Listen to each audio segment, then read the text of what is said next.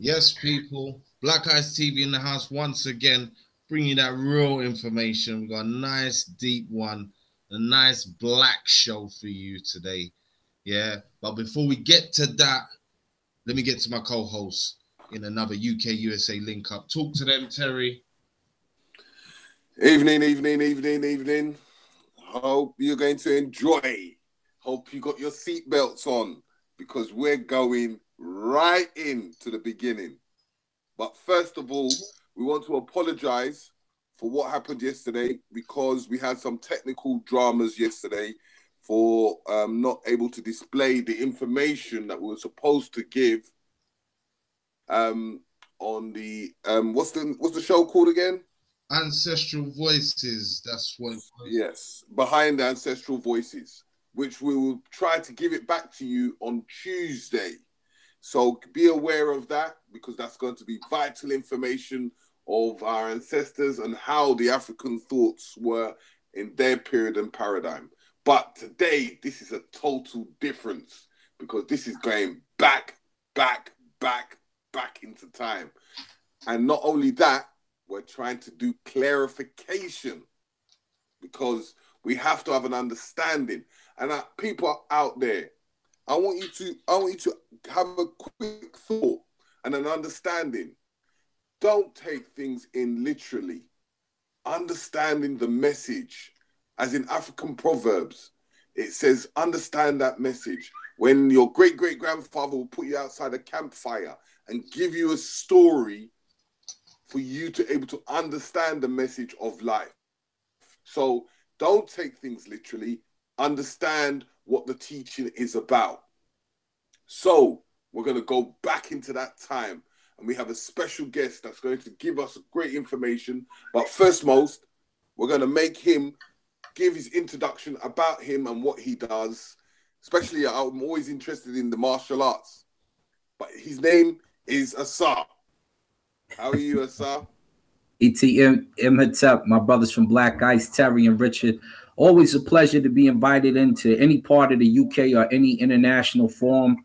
I think it says a lot about your character when other people are willing to invite you to an audience outside of your own paradigm. So a pleasure, UK. What's up? What's popping, UK? Huh? We're loving it. Trust me. UK USA link up show, people. Yeah, we're in the house of Ausar, the noble, yeah, from the Black Land, and we're talking about pre-dynastic Nile Valley cosmology today, yeah? That's where we're going with this today. We're going to have a history lesson. We're going to find out more about our brother Ausar, where he's at, what he does, yeah, his qualifications. I know a lot of our USA family know of him, know of his scholarship. I know there's enough Hebrews that know of him and know of the scholarship. That's a whole nother story. That's a whole nother story. But yeah, brother, first of all, like, give us a roundup of what you do, you know, what you're qualified in or what is your passion and where it's bringing you to this point. I do a few different things. One, I help my community out. My community, even though they consider me in Colorado, because I'm in Denver, Colorado in the United States. They consider me what you would call a Montbelloite or from Montbello. Truth be told, I started out in Aurora, moved into Park Hill, went on the east side, and was doing heavy work in Montbello as well. Just talking to the youth that were my age, because I was a big MC at my time in the early 90s. You may know my partner Loon, who got his record deal off of mine and ended up on Bad Boy, is in prison. Get out soon, Chauncey, my man.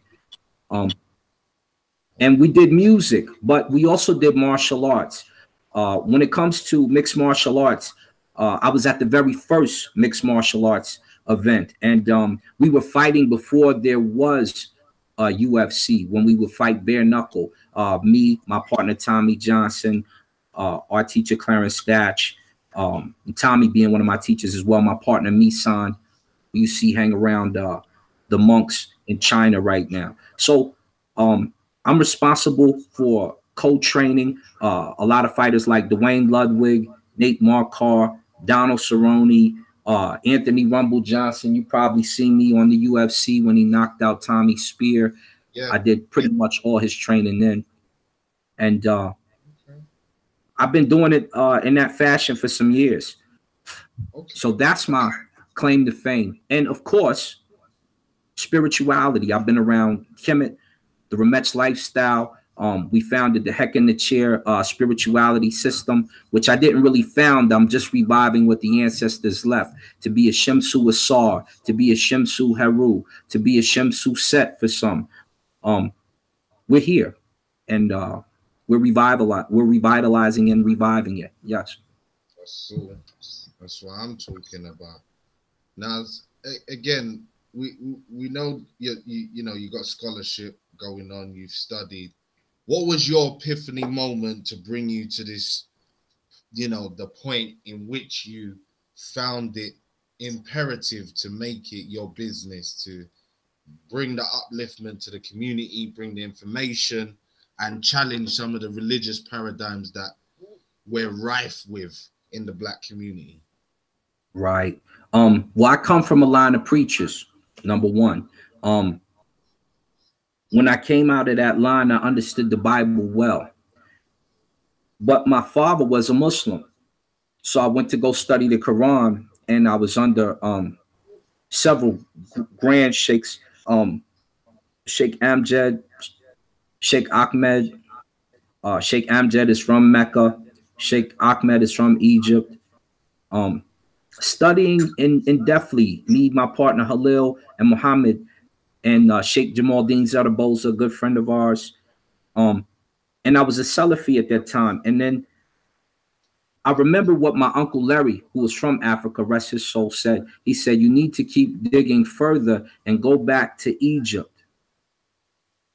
And so I realized I had a lot of books on Egypt I had never really truly endowed in the way that I needed to. And being a former 5%er as well, I said, let me dig into the Book of Coming Forth by Day, what you call the Book of the Dead. And when I started to dig down into it, I said, okay. And then I read the Bible straight through. I read the Quran through all the way, maybe 7 times. I wasn't a Hafiz, but I was nice. I'm still nice with it, as you've seen on Kalam's show. I started to notice every culture demonized Egypt, but their information matched Egypt's. So if you're matching Kemet's culture and information and you're demonizing it, you're disrespecting the source, which is something we cannot have. And so then I made it my point in my vanguard stance to defend Kemet and the Aku and the ancestors who made up the New York of Africa of its time, or the London of Africa, or the Mecca of Africa at its time. Okay. Makes sense, definitely.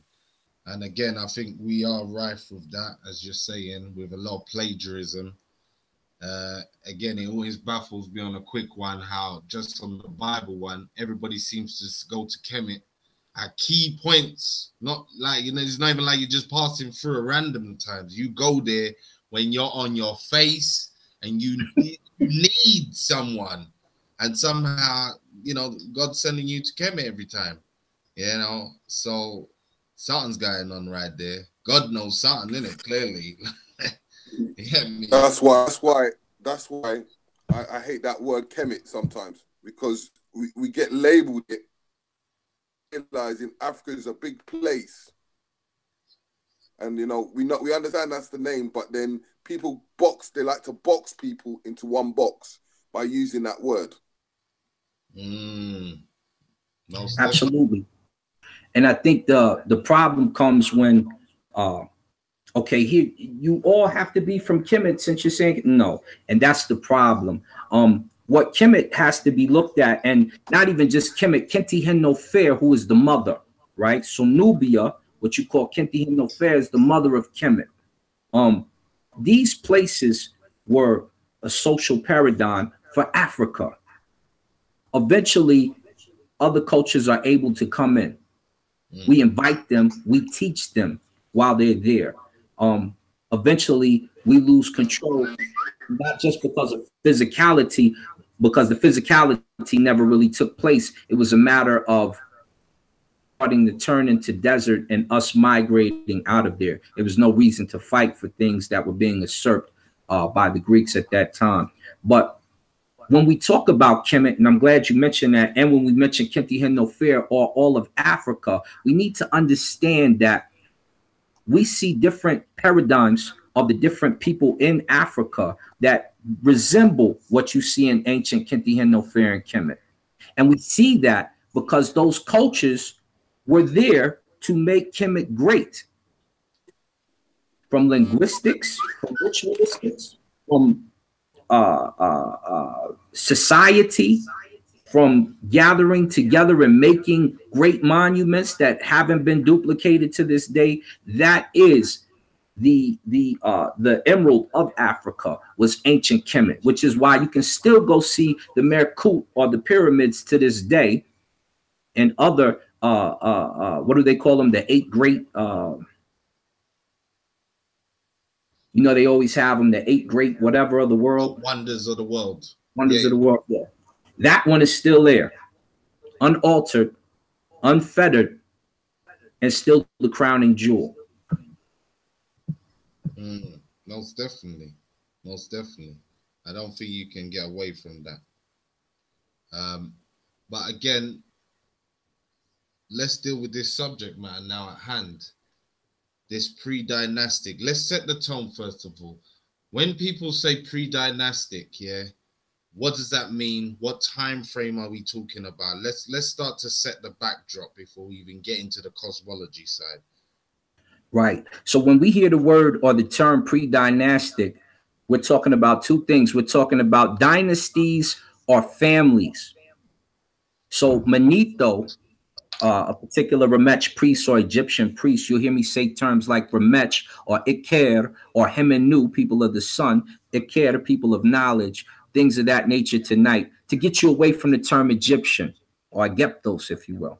So when you talk about Manito, we're talking about a priest who looped ancient Kemet in families or dynasty eras that ran the country during certain time periods. Pre-dynastic is before Manito was able to give any information about, right? For the as far as we know that he was given information about. So when we talk pre-dynastic, we're looking at different cultures which we can start to make distinctions for, such as the Kuku people. You've heard them called the Khoisan people. Right. The Kuku people end up in Tanis, which is lower Kemet, closer to Greece, the north. Remember, our ancestors seen the world up, which was the south, and down was the north. So when you talk about Upper Kemet, you're talking about the southern area closer to Kenti Hen no Fair, or what we would call Nubia. And when we're talking about Lower Kemet, we're talking about the north. We're talking about closer to Tanis, where the Kuku people were. And we know that the Kuku people were there from different texts, even into the Ptolemaic era. They talk about the Kuku people. We know the Kuku people date back to about 70,000 BC with the first religions. So they have a snake in Namibia when they put lights on it, and it looks like it's moving. They have some glyphs on the wall that look like metal nature. So when we talk about the ancient Kuku people and we use a term like Ku, or we use a term like Nu, then we know when they talk about the air god Nu, or the aspect of air Nu, where we get the term Shu from. Now, let's go further. The Maasai clan, who mentioned the Kuku people as being the first, and them coming from them. They have in their stories the same thing, except for they call the air above Shuma'a. They call their language the Ma'a language. Indeed. Listen.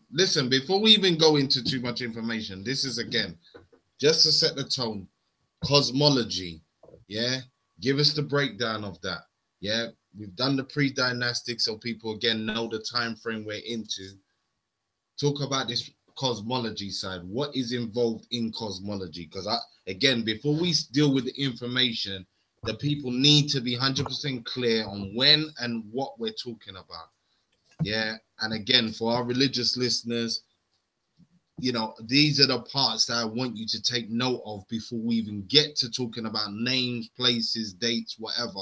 Understand the true meaning of the subject matter we're talking on. So yeah, brother, to just break down cosmology for us. So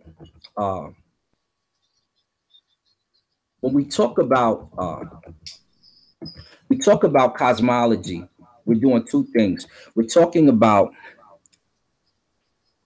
the developing complete theoretical model of a universe, right? Philosophy, sciences concerning how the universe comes into being.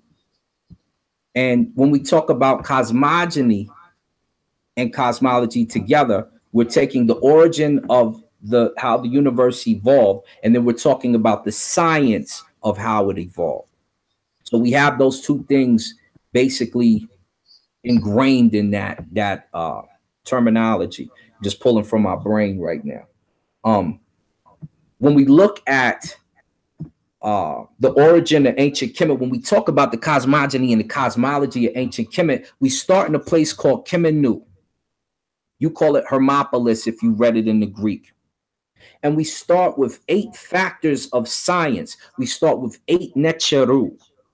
Necher, or nature, are the aspects of life. Interu, or necheru, or the nechers. Necheru, we say u to make it plural in the language, are different aspects of nature. And for those who are listening who are spiritual and believe in God, they're different aspects of God, right? So for my Muslims, you have several names of Allah subhanahu wa ta'ala. This would be like one of those names. For my Christians who believe in different aspects of God, and my Hebrews who believe there's a different aspect of God and Jesus and the Holy Spirit, this is one of those aspects that we're dealing with. So the Agdod is the Greek term. We call it the Pesejetu Kemenu. Okay, so the Pesejet in Kemenu, or the aspects of nature in Kemenu, are 8. And then Jehuti is the speaking portion for these particular Pesejetu. Let's go. The first aspect, which we call the oldest or the father of the Necheru, or what you'll read as the father of the gods, is Nu.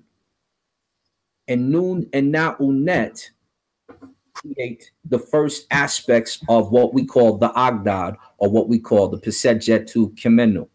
So Nu and Naunet insinuate a couple things. The sky and water. So a watery sky.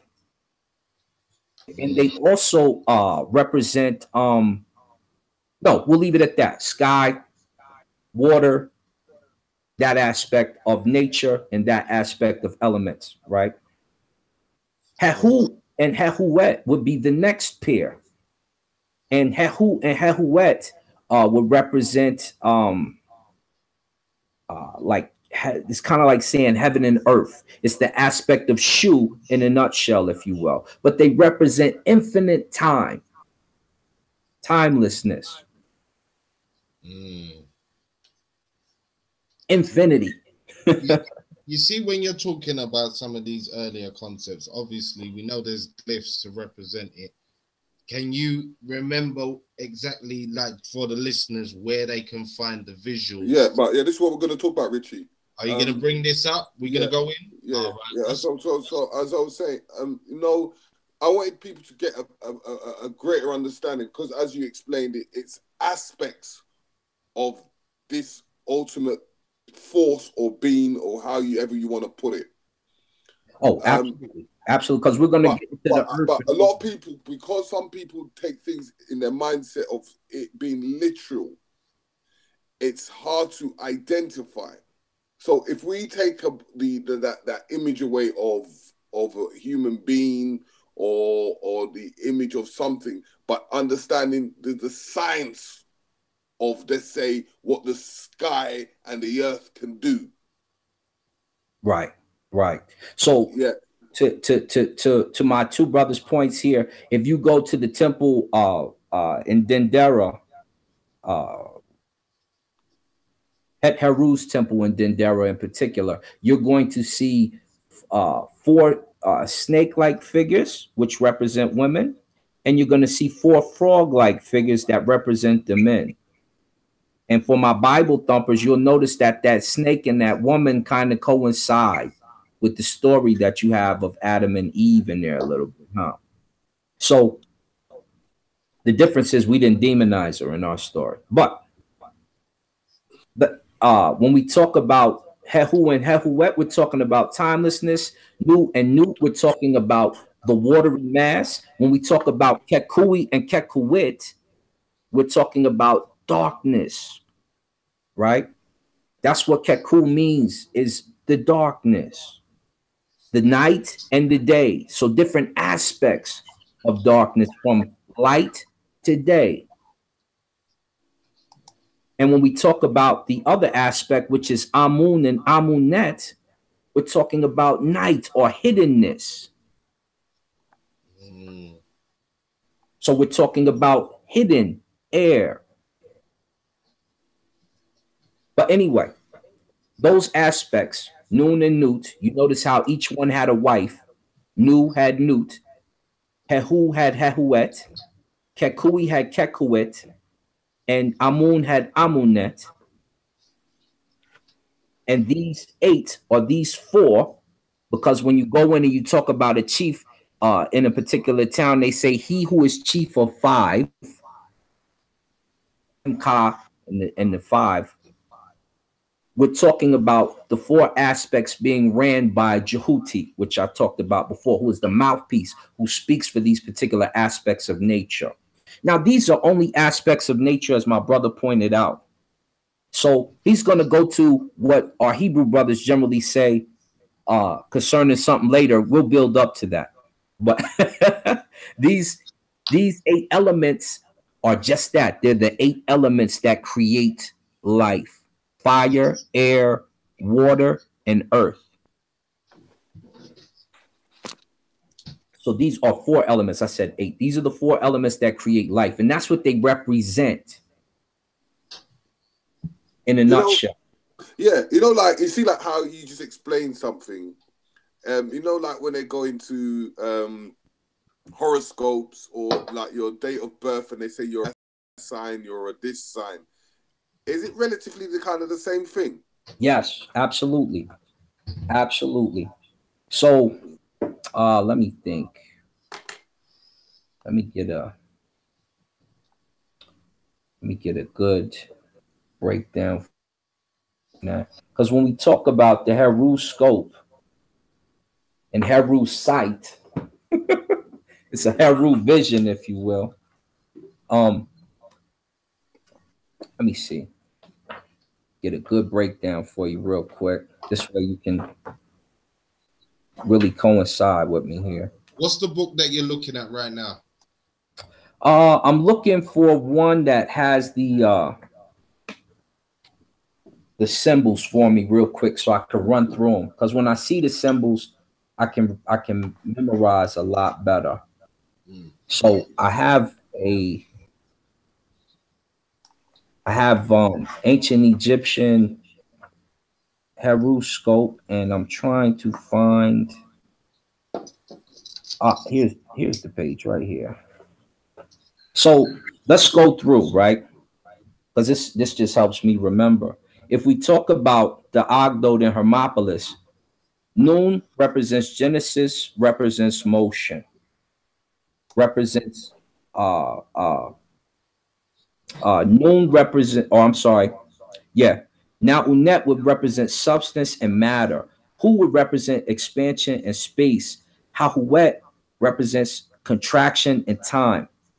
Ku represents quiescence and darkness. Kakuet mutation and light. Jehuti, resonance and communication.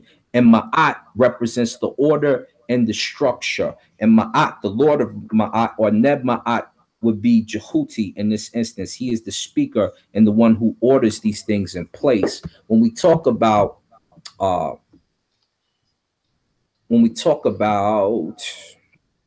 because you wanted to go into more the horoscope. Let me see. It's a lesson I gave to my brother Uhuru the other day concerning.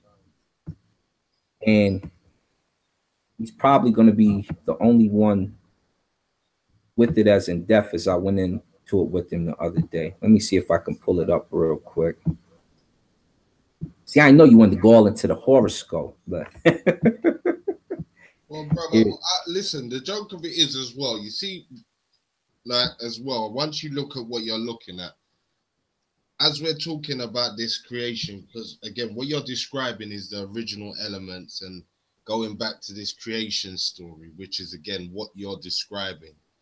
So I do want you at some point, the same way you're giving those names and elements, again, construct the story or the narrative that we're trying to give when you're describing those names, because obviously from people seeing the images, this is the controversy. They see the images, they're taking it all literal. We're trying to show them about the natures. So as you're speaking about these stories, I just want you to pin it as the creation story, if that's what you're talking about. Same way now you're about to bring up this horoscope side for us, so people are clear on the names and the stories and what we're talking about, what actual constructive parts of character, self, nature we're dealing with. Okay. Yeah, because what it is we just want to make it not too difficult so that they can understand and relate to some of the things that they do day to day. Gotcha. So that's why I brought up the horoscope, because so that people can have an understanding. Because, you know, when people say, yeah, I'm an earth sign or I'm a water sign, then you can see where they're relatively getting it from. Right. So let's go into the horoscope in just a few, because there's some things we got to tie together for them before we do that, right? So let's go to a term that we all know, that we're all common with. The term that our ancestors gave to you is AMUN or AMUN. This particular term transcends all our books, all of them. It's a trick that they put in there. Not really a trick, but a way for you to keep tracking your trail back, right? So let's go into one of the prayers real quick. It says, praise given to Amun. I make hymns in his name, I give him praise. To the height of heaven, to the breadth of earth. I tell his might to him who sails downstream and to him who sails upstream. So they're kind of touching on these things already. Beware of him, repeated to son and daughter, to great and small. Herald him to the generations not yet born. Herald him to the fishes in the deep, to the birds in the sky. Repeat it to him who knows it not, and to him who knows, beware of him, right? So they touch the sky, they touch the earth, they touch the heavens, they touch the water in that hymn, and it keeps going. But when we go to Amun, which you will find in Thebes, there's a particular stanza that describes how Amun is put together. And you will also find this in Plutarch, who tells you that the Ramech people believe that God, his form, are all things. So let's go. Let's see the 80th chapter of the Leiden Papyrus. It says this. It says the 8, talking about the Agdod or the Kamenu we just talked about. It says the 8 were your first manifestation until you completed these, you being single. Secret was your body among the elders, and you kept yourself hidden as Amun, as the head of the Netcheru, or the head of the gods, if you will. We'll keep it simple tonight. You made your manifestation in Tatanin to accompany the primeval ones in your first primeval time. We call that Zeptepi, the time before time, right? Your beauty arose as the bull of his mother. They're talking about Ausar. You withdrew as the one in the sky, enduring as Ra. They're talking about Ra and your son in particular. You returned in fathers, maker of their sons, to make an excellent heritage for your children. He's talking about your soul and your DNA being transferred from father to son, from father to child. You began manifestation with nothing, without the world being empty of you on the first occasion. So the world was never empty of AMUN, the animating force. All Necharu came into existence after you.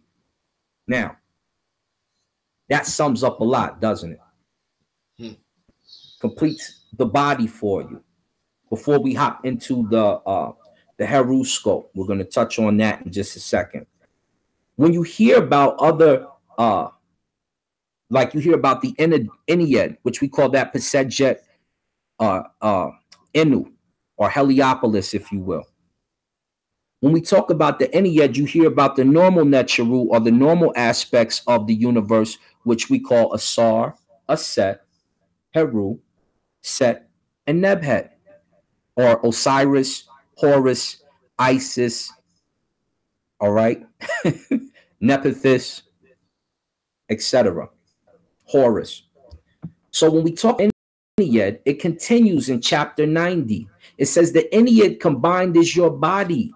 Every Necha joined in your body is your image. So we know that Plutarch is correct in his statement about AMUN being every aspect of the universe, because right here in chapter 90 of the Leiden Papyrus, it's telling you the same thing concerning the body. That means all is in all, and all are in the all. So God is you, and you are an aspect of God, for the layman, to make it simple. The aspect that you are, for some of you, would be the thought. So that would mean some of you ignore your physicality, but just so you know the aspect that you are. So you would exist as a thought in the mind of God for some of you. For us, we are aspects of the Creator, or aspects of nature for the atheist. You're an aspect in the creation, or you're an aspect in the manifestation for the atheist, right? Now, let's go further. Let's get into listen. Just before you go further, again, I want to big up the chat room. It's going mad. I want to big up Patar, yeah, KS, big up MBK in the house, big up Jojo. Yeah, they're all contributing. They're loving the information so far. Yeah, I'm enjoying it. You're answering questions for all our Hebrew listeners. Yeah, please listen carefully to concepts of where you came from, all the faiths out there, and the black observation. Yes, my brother, continue. Yeah. Before we go into that quickly, I'm just asking for people to help us to try and see if they can donate, but which I'll put into the chat room, the GoFundMe link, because we want at least 20 to 30 of us from the UK to arrive in New York in June for the Sinetta Awards. So we're coming with our camera equipment, we're coming with a whole heap of stuff, and we want to do it live from New York all the way to the United Kingdom. So this ain't going to be cheap for us. So we're needing the public to come and help us, even if you just donate a pound, which can help us, as in Black Eyes TV, Titans TV, Contents Over Everything, even HMP TV, because we're going to come with the full force, and even our speakers that we can bring along, and as well as the general public and the community, which we can reduce their prices of tickets to come over to New York. So please, please, please, if you have the opportunity, even if you have $1 or £1, just please donate. So continue. Before I continue, y'all better give some money to Black Ice right now. That's it. That's it. You heard Real it. talk. You're talking about a huge situation with the UK coming over to the Apollo Theater. So you're going to have your family live and direct in New York. I gotta be there. I know my brothers MBK. Shout out to Danny, True Story, and shout out to Rob Bourne, the whole clique over there, man. They doing their thing. Make sure your brothers from the UK can make that trip the right way, because they're gonna represent you when they get there. So if you send them over there shabby, this is how we gonna think about the UK. Real talk. As we UK sent y'all over here like that. That's how y'all doing it. All right, back. So make sure y'all do them right. No doubt, no doubt. Listen, support black media. That is the message out here. Yeah, we need content. We need our teachers out there. We need to know our story. Yeah, no one else ain't gonna tell it for us other than ourselves. Yeah, so support black media. Go to the Black Eyes TV banner. You see the PayPal button. Click on it. Donate. Equipment. Getting us around. Getting the guests on. Getting this information out to you. Yeah. Remember today's show. UK USA link up. Ausar the Noble in the house. Yeah. Dealing That's with right. Pre-Dynastic Cosmology today. Yeah. Giving you that breakdown.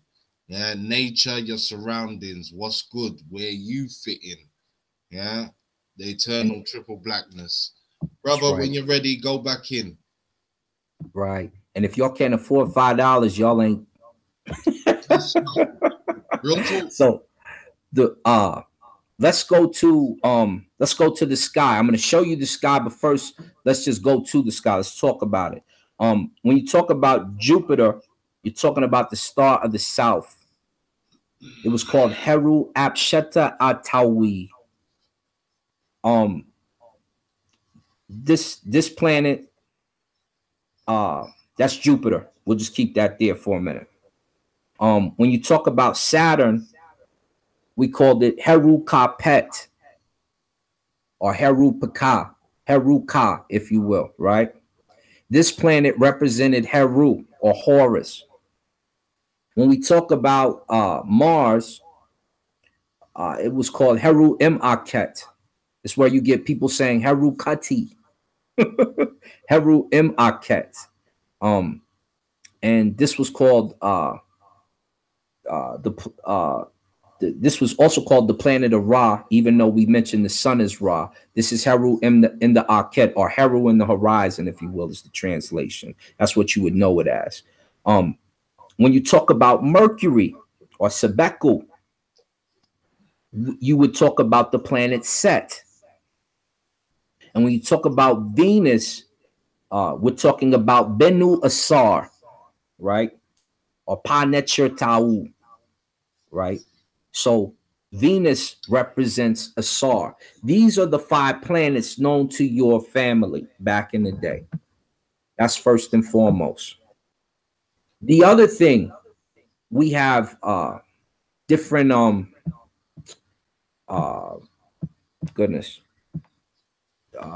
different deacons in the sky. 37 in particular. I could go into each one.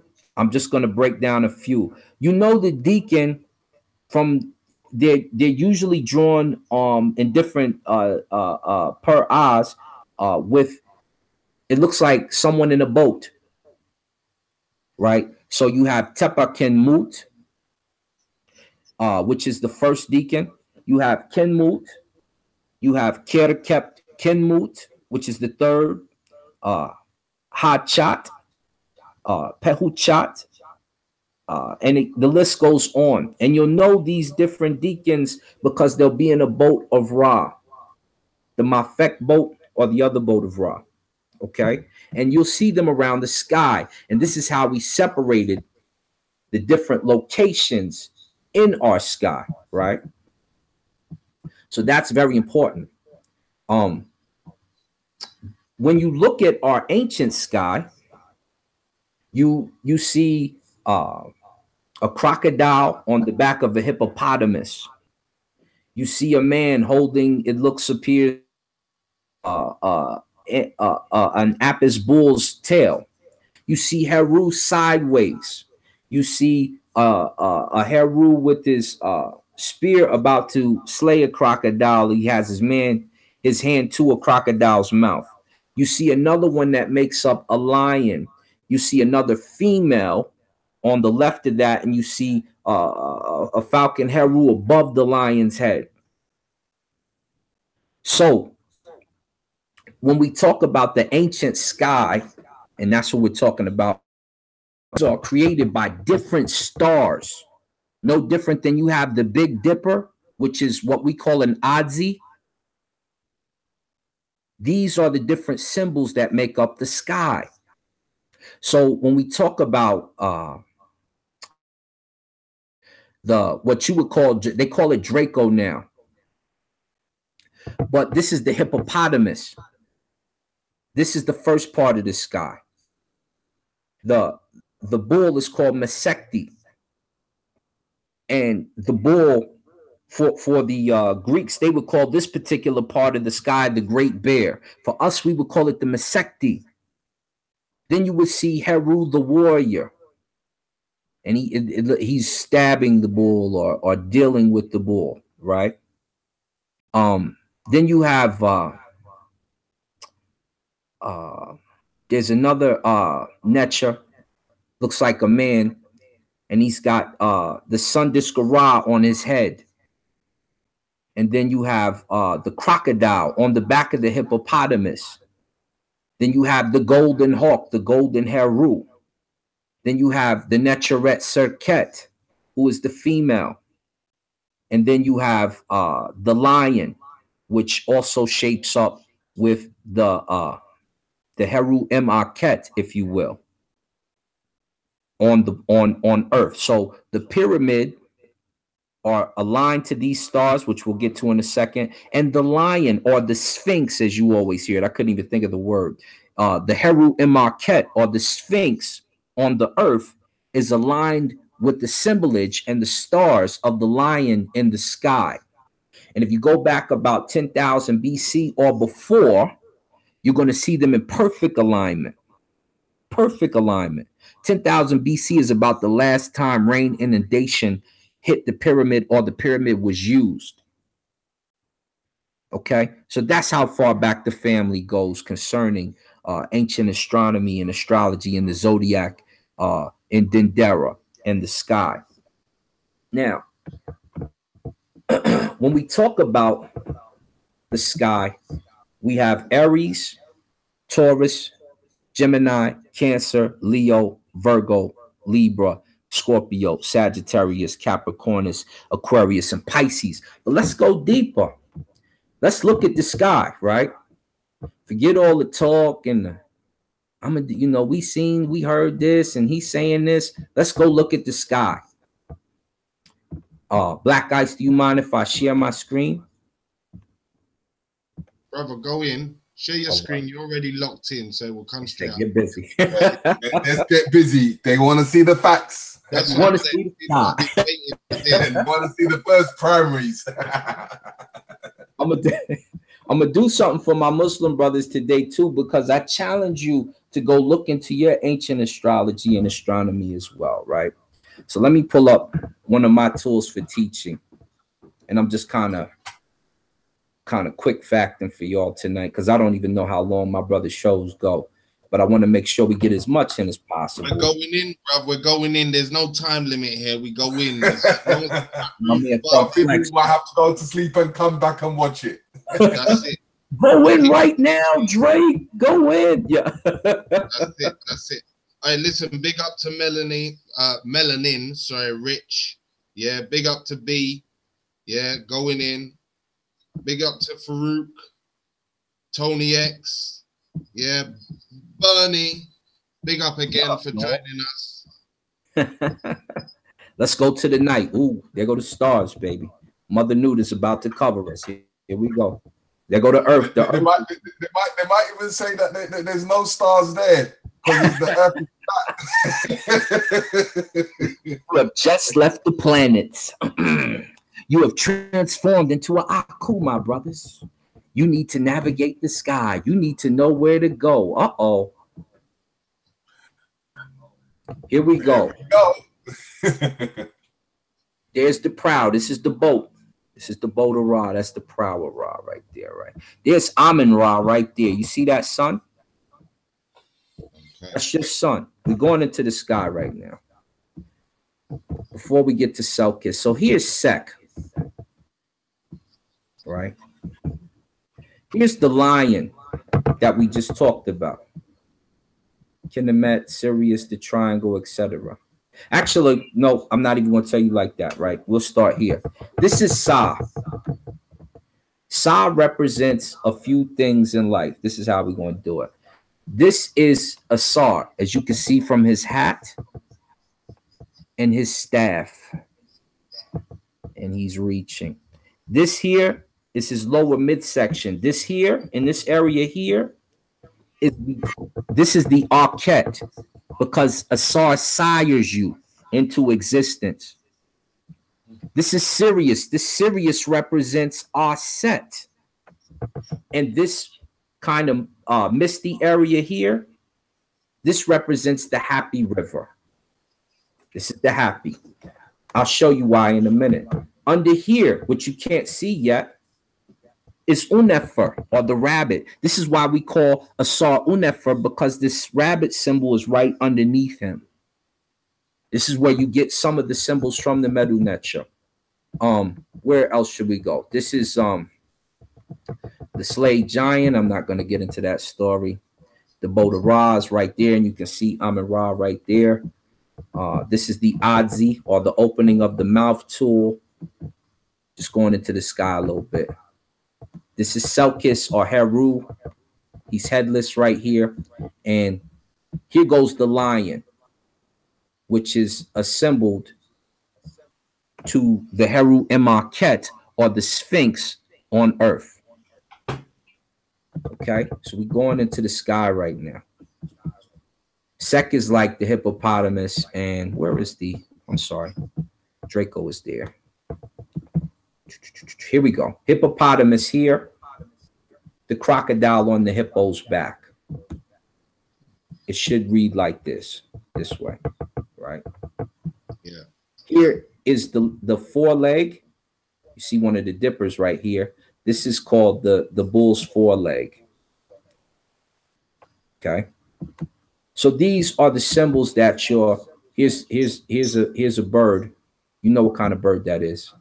We're not going to go into all of that over there. But when we go back to Orion here, because technically Sa'ah, or Ausar, which is another name for Ausar, is Orion.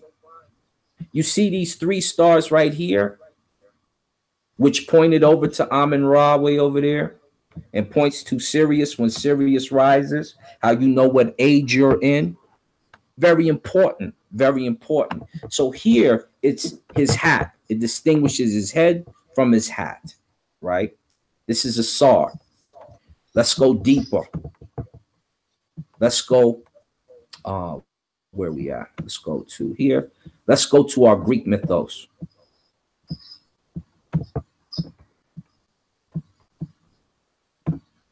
Now here, you see they have Ausar kneeling. He becomes Orion in the Greek myths. And you see the dog star Sirius here. It becomes Canis Major, the big K9. There's another K9 elsewhere, Canis Minor. And here you see Lepus, the rabbit, Unefer, which was right here under Ausar's pelt. Now you notice Ausar's head becomes the 3 stars of Orion's belt, pointing to Sirius when it rises. So they continue to give you Greek mythos, but I just gave you the what? The African. That's right. I gave you the African one, the Hemenu, the people of the suns. So right here, this is Ausar's hat. This is the top of the crown, the white crown of the south, pointing to Sirius, pointing to our set. But whatever, they've got it as Orion's belt, right? And this is Lepus here. If I go to Christianity, these same 3 stars become the wise men, and they point to the rising of Jesus, don't they? The same 3 stars. It's the same ones.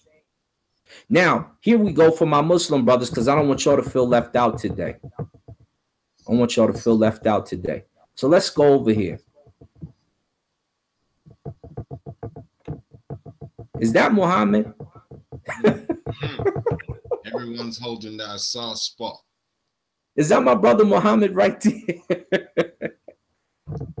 So, and this is your ancient astronomy here, my Muslim brothers. If you did not know, several things about your story can be told. You know about this centaur right here? Bahrain?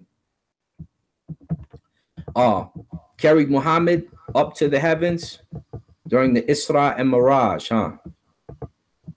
There he goes again.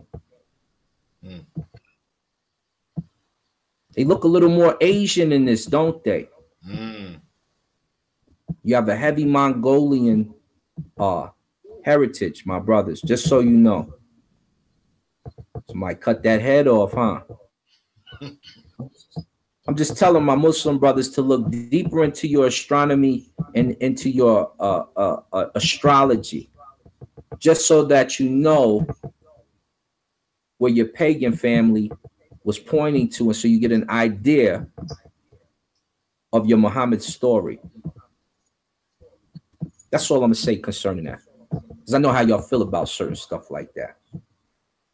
Touchy, but you shouldn't be. Well, you see what's funny to me? You see how you're showing the Ausar, yeah? Uh-oh, hold on, let me get back in there. Everyone else goes back to, it's funny how everyone else, for Ausar, is his crown for those 3 stars, but everyone else can only achieve the belt. Right. Like, is that significant? Seems significant. To a degree. I mean, it can be looked at as a few different things. It can be looked at as his crown is our belt, or it can be looked at as the rest of humanity can, as you pointed out, you can achieve higher than his crown.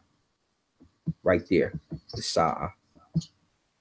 So there's his crown, which turns into Orion's belt later. So when I teach about the sky, and I'm being very vague right now, want to learn, you come to praisethe-divine.org, PRAISETHEDIVINE.org, and start to check into the lessons, and we can start to break some stuff down. And I'll be putting this a lesson up concerning the Winwet, because that's what I am. I'm a Winwet Wab. I'm an astrologer. I teach the sky the way the ancestors would.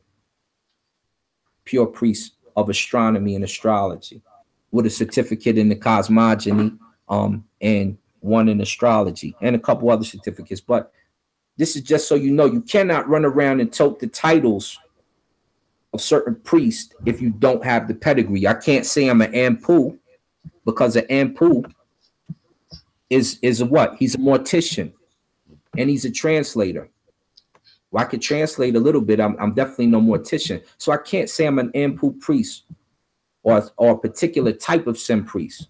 You know, so these are the things that we need to know and be alert of concerning. But that's the sky in a nutshell, without going into a bunch of different mysteries, etc., etc. I think you've done a good job of showing the origins of certain things, especially those religious texts and pretext that you're showing. I like that. I like that imagery where you can overlap it. That's tidy. Very effective tool for just showing it one time. Right. And then you can start to see these things. So for us, as we say, a lot of people say that the natural just principles or the this or the that. You have to know that, number one, the Necharu are real, right? They're real aspects of your life, but they're also principle, right? So a lot of our Hebrew brothers, our brothers was on the line the other day. They had mentioned the creation story where Keparah pours seed into his mouth. So when you're talking about the aspects of nature, it's one thing. It's not as if when I pull up Samuel's, when I pull up Second Samuel's and read you a story about Jonathan and David and how he loved David more than his love for a woman, right? And it uses language like pressed, which in Hebrew means to be sexual with. You know, we don't have those types of stories.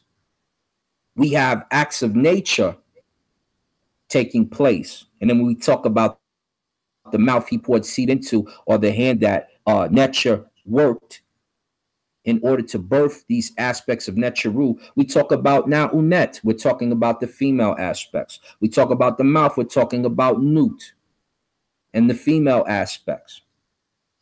So we're talking about the vaginal portion of Nut, which you see the sun enter and come out of and go out of the mouth, etc., and continue to do the same cycle over and over when you read the book of day and the book of night, or the book of Nut, the book of the sky. So some of these things need to be more generalized for people, so they're broken down in this fashion. And some of the, if you have a question, you can't have a hymnetcher or a priest scared to answer the question. Go read your text. People want to know. Most definitely. Most definitely. Terry. Yeah. Speak to the people then, bro. What you gonna say? Yeah, as I said, it's breaking it down and giving people understanding, because, you know, this is the beginning. You know, like, as I always say, that everything begins from the mind. What is above is what's below. What's inside is what's outside.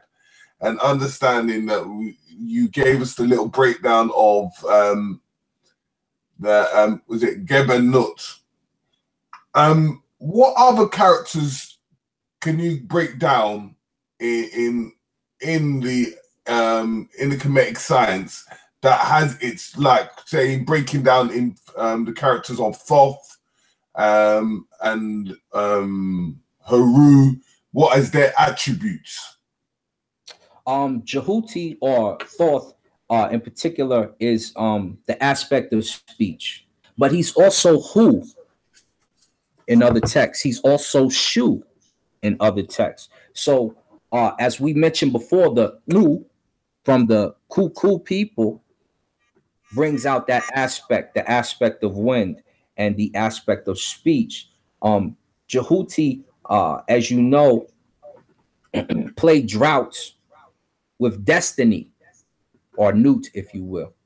And when he played, or not with Nut, with destiny and Het Heru. And when he played the game with Het Heru, he won 5 days from Ra, or from Ra, which allowed Nu and Eb or Seb to copulate with each other. That's your immediate solar system and your Earth. And when they did so, they create the aspects Ausar, or Osiris, Set, his brother, or Typhoon, the elder Heru, or Horus, Nebhet, the sister, who you call Nephthys, and Aset, who you call Isis. And when you talk about those aspects, you're talking about the universal soul, which is Asar. This is like Amun. Amun kind of transfigures as Asar when we talk about the term Amun Ra. When we say the term Amun Ra, we're talking about the totality. When we get more specific, we talk about Asar being the universal soul, and being the universal soul on earth in particular.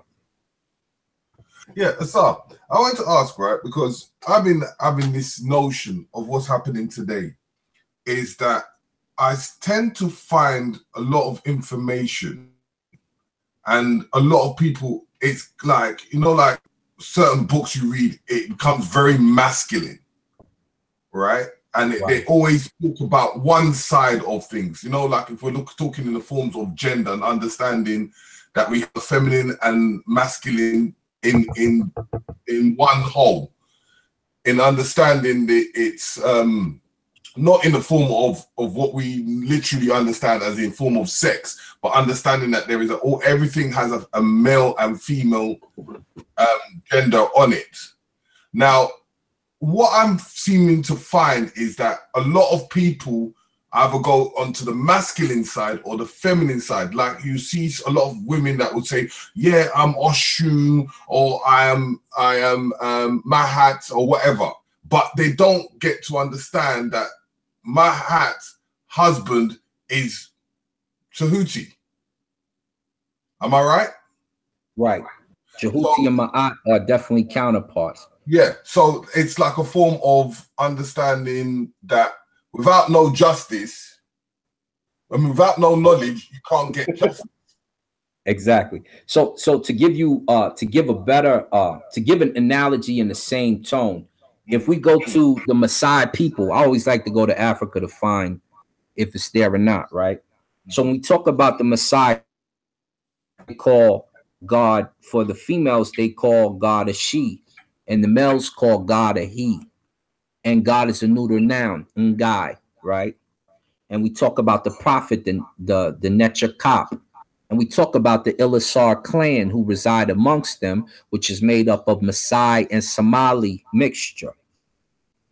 So when we talk about that aspect, the females use what? They call God she.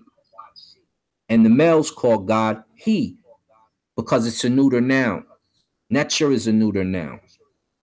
God is a neuter noun.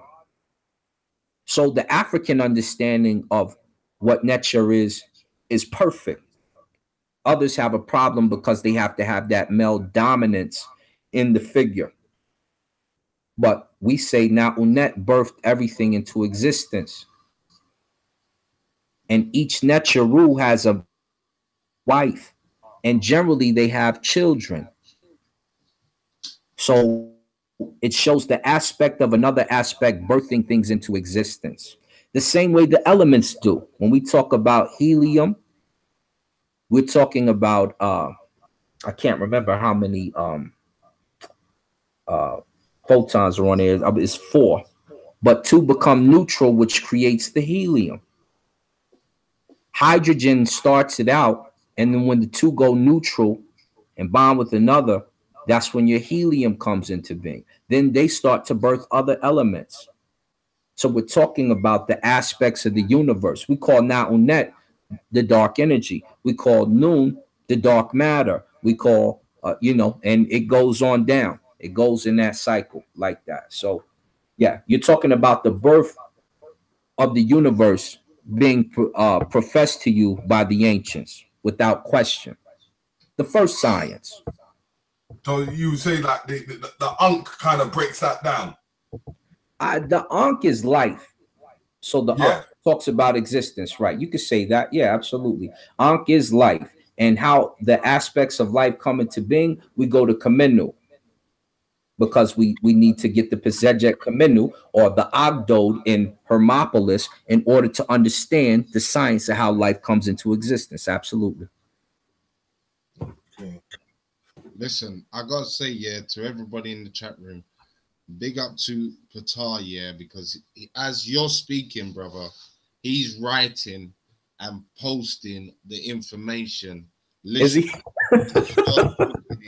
He's just putting down certain facts, the 26,000 year cycle, like he's going in, he's giving the Kemetic Britain speech. So big up to Patar in the chat room, because he's shout out to Patar. I need to get onto the chat myself. You can help me out, brother Patar. No. He's going in, he knows what time it is.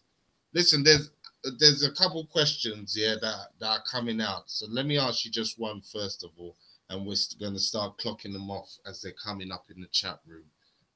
Kemetically, where did we come from?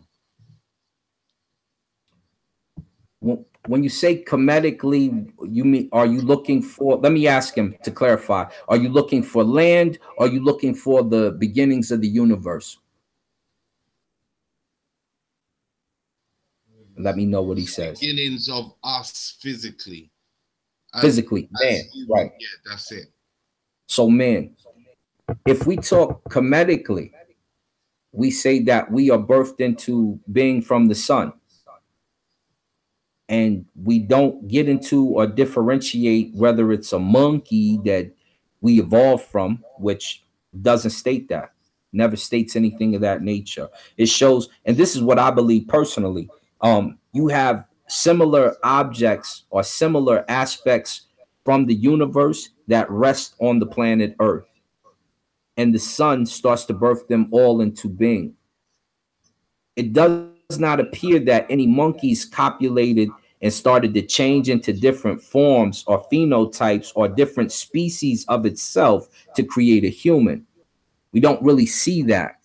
Those scientists keep trying to throw that out, the newer scientists, but we don't see that. We don't have a fossil record for that. It just appears the sun heated up their substance, and eventually, when it heated up our substance, we came into existence. So we're limbs of Ra, if you will.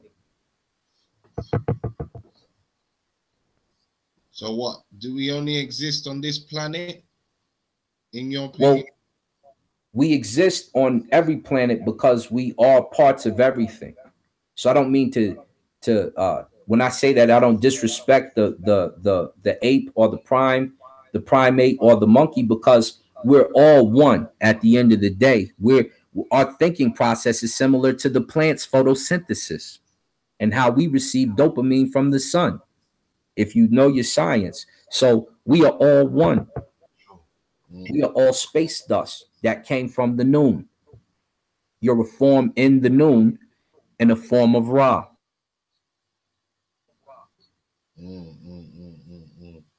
Most definitely, most definitely. I'm just looking through the chat. When did the 42 laws of Maya, were they created before or after the later dynasties? The person's asking. The 42 virtues of Ma'at appear to be pre-dynastic Kemet. In fact, they appear to, if we trace them, to possibly come from the Maasai culture directly, who have the 38 confessions as you drink the drink called the Embium. And when you drink that drink, you need to keep a certain face. Otherwise, you may not have such a prosperous life as they make you drink the Embium, one of their rites of passage. But if we go into the text, and you go to the British Bremerine papyrus, 10,188 is the particular papyrus right there in the British Museum. It tells you that, on the foundation that things come into being is based in Ma'at or Ma'at. So there's more than just the 42 virtues of Ma'at. Ma'at is the law of the universe. So there's a lot of virtues and a lot of laws. There's more than just those 42. Those 42 are just a template. But if I start to go into Ptahhotep or Amenemhotep or Amun-Imhotep or Ipaware or any of the Seshu, the scribes of ancient Kemet, they're going to ascribe certain things to the law of Ma'at. And you're going to say, oh, that's not in the 42. We'll say, yeah, these are laws that rule the universe. Listen, we got a whole new set of people I can notice coming into the chat room. Again, big up to Patar, because he's just writing that real information, covering their bases. Yeah, Patar, give it to him, baby. Trust me, he's going in. He knows about the Grand Unified Theorem. He's putting up the equations. He's going in. I love it. Is that my brother Patar Shesmu? That's it. Yeah, that's all. My man Patar Shesmu. He know what it is. He been around us long enough. Patar gonna drop some information in there for sure. Absolutely. Okay. There's a question here. Black Eyes TV. Is it true that Mayat breaks down to basic principles? This is somebody who has just joined us, so they may have missed some of the earlier talk. So yeah, just summarize that quickly for them, please. Basic principles and in-depth, intricate principles, right? So Ma'at was the rule, as you'll hear it pronounced in some translations. Ma'at is the law in other translations, and in the same translations as well. You'll see both used. So the rule and the law. We can take something simple as a measurement, such as the cubit, right? The cubit is the tool used to measure and create things. Let's get masonry for a second. Shout out to my man Consul. When we take 7 palms, that made our royal cubit, right? And that royal cubit is what was used to measure different things.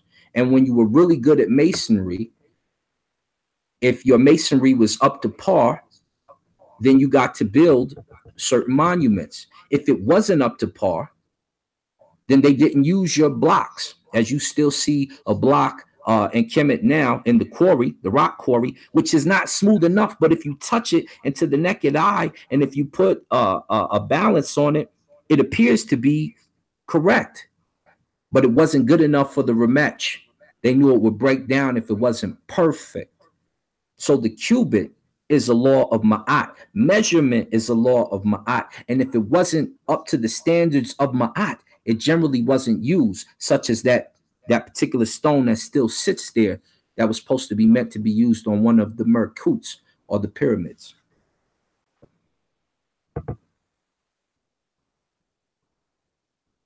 Let me see. I'm just trying to see. Any more questions? Shout out to Sonny. We got some West Coast in the house from Cali. Yeah, joining us. What's up, West Coast? Say what's up to my nephew Nipsey Hussle out there. Shout out to Nipsey, Free Deacon. Now, there's a question, but I'm not understanding exactly the reference of it or the context of it. What about black holes? Fruit. What do you mean? What about black holes? Yeah, what about black holes? That's just another aspect of the universe. That's it. You know, they suck things in, they spit things out. You know, there are, you know, some claim they're time warps. We haven't proven that. They're basically one of the suction areas of the universe. I mean, we could say, what about a bunch of stuff? You know, what about quantum time? What about it? You know what I'm saying? If you formulate a question about it, we can go there. That's a part of the new. I want to ask a quick question, because I want to get people to have a better understanding of how we've got to Egypt, all the way from people coming from a certain direction, going to creating Kemet, and then creating as Egypt as we see today. A lot of people have a misunderstanding that people think that everyone just been birthed from Egypt. Right, and that's not true. So remember, as we discussed earlier, you have so many clans from Africa in ancient Kemet. But before Kemet existed, you had groups like the Maasai rule most of the northeastern coast of Africa. Namibia. You also have the Xhosa people, the Xhosa people, as you hear them say, the Zulu. You have the Kalenjin people, who have a lot of Medu Neter in their language. You have our West Africans who didn't start over there. The Senegal didn't start over there. They have traces of the A387, I want to say, DNA trait, which bring them back over to Kenti Henno Fair and to parts of Kemet. So Africa, remember, started southern, eastern, partially northeastern. And as that booms and grows and develops, possibly Kenya, possibly what's my other spot over there? Cameroon. And then they start to branch out. And the different cultures, like I said, come to a hub in ancient Kemet Fair first. I believe this. Here, I'll give you this. I believe Kenti Henno Fair may have branched out to Kemet and then to Mesopotamia, which is why you have the two comparisons right there. But no one wants to give credit to Kenti Henno Fair or Nubia, who is the mother of both. So on breaking, and then on the other aspect I wanted to break down is the language, like you were talking about in like the Sumerian and Egyptian time. Just a quick one. Understanding they all come from a specific family. What would that family be? Linguistically, you're saying? linguistically. I don't say that they come from a specific family, because you find some Bantu speaking, and then you find some of the I can't remember the other term. You find the other group of clans in Africa speaking, and you find the linguistics throughout Africa. But you have in particular with the Maasai, the Ma'a language, right? So the language is named Ma'a. You can't, I mean, it doesn't get their word for up is Shu Ma'a. Their word is Necha Kop, right? Yeah. They have the Necha Kop, literally Kapra, Necha Kapra. They have so many linguistics that are Medu Necha 101, and then there's stories. There's a story about the eye, which got angry and was brought back to, you know what I'm saying? It matches almost to a T. When you go into the Kalenjin people, I don't know if you have more words in Medu Necha than that particular clan in Africa. And they appear to have made up the kings of a lot of ancient Kemet. The Ethiopians, clearly with 18 kings there. And to the point where before they decided to become Christian due to trade lockout, you know, they were still putting their phallus as if they were the kings, as if they had inherited Seb's inheritance, which is the earth, and impregnating the universe by making the statues point up, the penis point up to impregnate the world, to impregnate Newt. You understand? So you know, okay, now in this period of time that we're talking about, what's the difference between the first creation myth and the second creation myth? The first creation myth is more sexual. The second creation myth tells you it's from the mind. It's less sexual. So give us, give us a little information on that, the aspects of that mind. Here, let me see if I can pull it up for you real quick. Basically, it's saying the mind of Khepera, or the creative aspect of Necha, brings forth these things into being, and he says, "I brought into existence." Or it says, "No other could stand with me. I was by myself. I was alone when I created Shu and Tefnut, when I created moisture and wetness," right? So then he says those two aspects birth some things, and then those things birth more things, and then these other aspects birth more things. And then he says each one of these things are Asaru. They're Asars. Everything that exists is an Asar. It has the universal soul, or the animating force, which is Asar. It says at the foundation of all these things is Ma'at, truth, righteousness, justice. My Muslim brothers can relate, because it says truth bangs falsehood and knocks out its brain, right? In the Quran. So that's what Ma'at does. It knocks out the falsehood, and every foundation that is built has to be on truth. Otherwise, it falls apart, or it has holes in it. So basically, that's how it goes. The other creation story states pretty much the same thing. It says that Ma'a is at the foundation. Jehuti is at the foundation, right? And everything is an Asaru, it's a creation. But then it goes into what we covered earlier. It says that, you know, I found, you know, beauty in myself. I found beauty in my soul, right? In my Asar. And when he does so, he, you know, he creates the act of to be candid. So they say Necha, you know, uses his hand, which is, you know, we know actually is now Unet. And then he says he pours seed into his mouth when he creates, you know, the sun, or the aspect within himself. And then the aspect, the mouth that he's talking about is the mouth of Nut. You see the sun entering the vaginal area, going through her body and coming out of her mouth daily. So we covered that part pretty much earlier concerning the act and the difference between the two. So what about the judgment scenes of Mahat, the ancient African roots of the you know, the 7 principles? I I don't know about 7 principles in particular.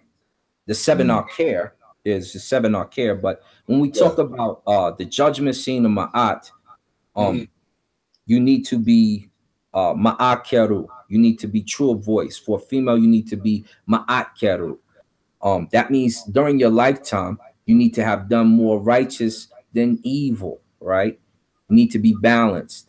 Some of the reports say my hang up was this. And when they say that, they mean that my issue was I kept doing this too often, right? So they'll tell the particular issue that they had where they couldn't do it, or where they, you know, they fell short sometimes when it came to being Ma'at or Ma'at.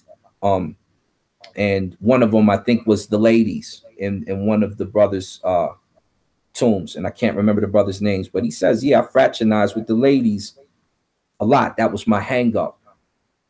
I was my Keru concerning everything else. So, you know, they you need to be my Keru, and you need to be about those 42 virtues of Ma'at, which are really a lead into the Amduat, or the hidden place we showed under Ausar's waist right there. The book of gates, if you will, that leads into that area right there, because we believe that we will transition and the energy will travel, right? So you need to be righteous in every life. You lived in your mother as an egg. You lived in your father as a sperm.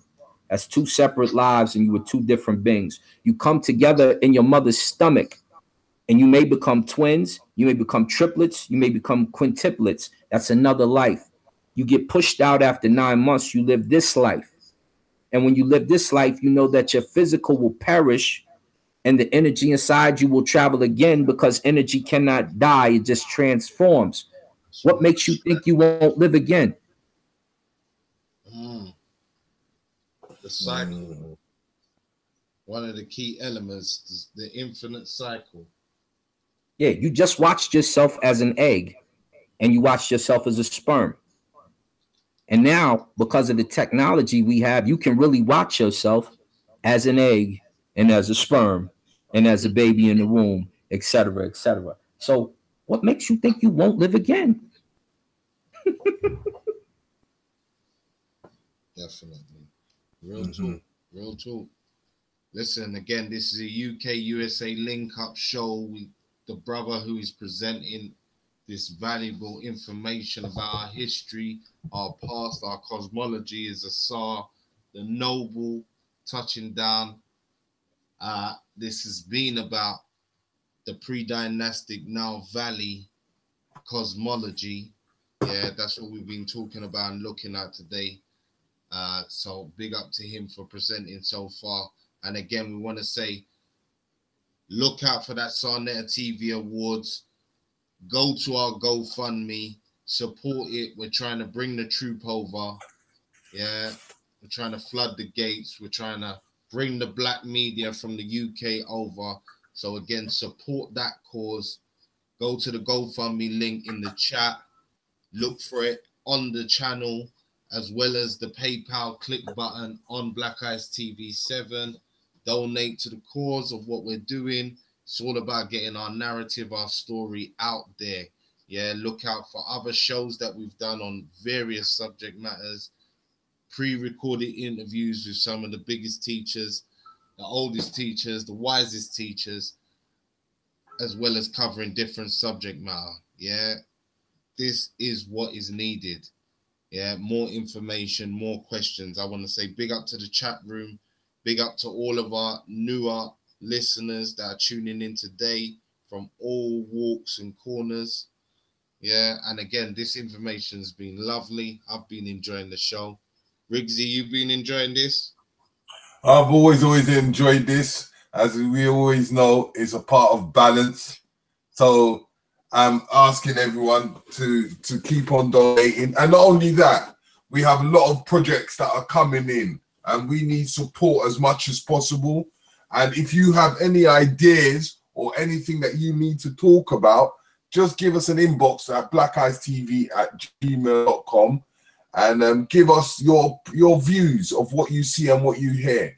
And if you like to hear more of certain things or certain topics, because it's about us building together and us coming together and becoming one.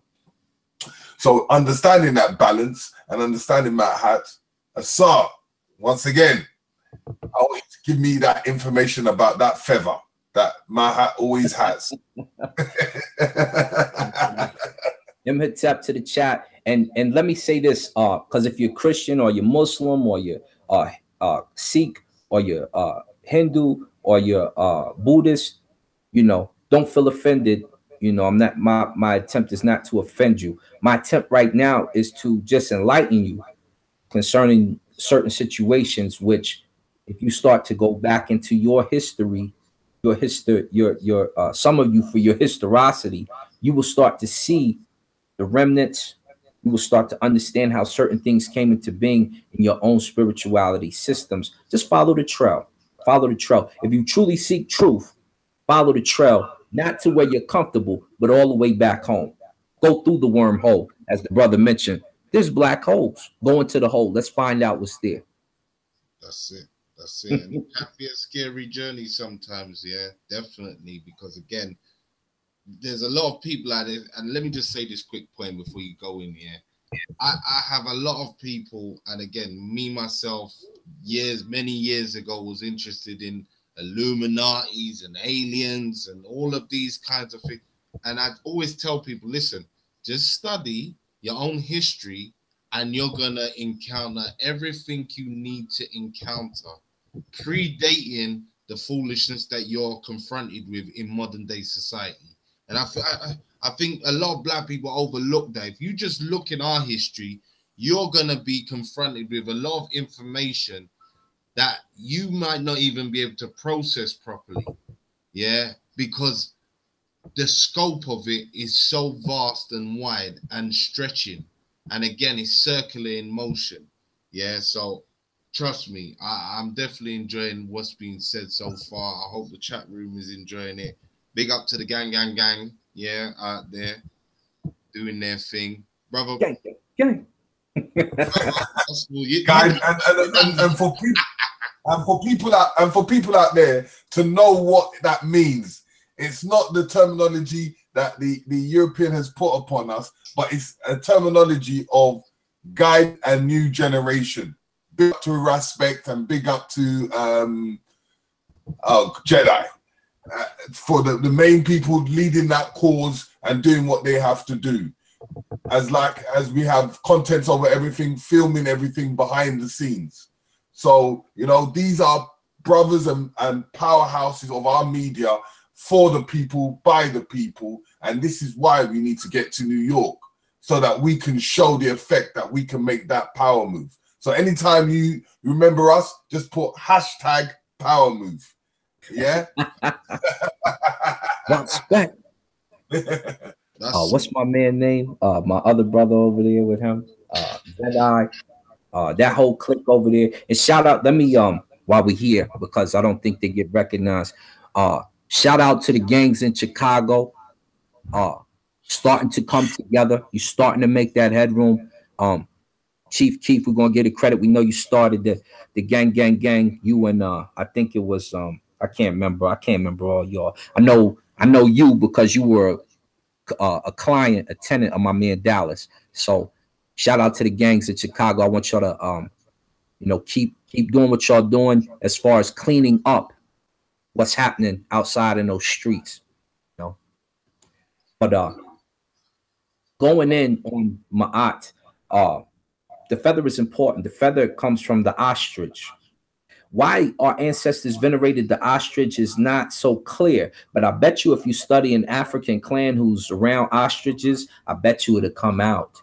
I bet you it'll just pop out like, oh, see, but we haven't done that. So, you know, right now you haven't heard me quote really any scholars outside of African thought. You know, we're going into African thought. So whether a European, whether a Hindu, whether an Arab, any type of scholar used it. We're using African thought today. But Ma'at is very important when it comes to your voice and how you stand. Being truthful is one of the biggest things in ancient Kemet.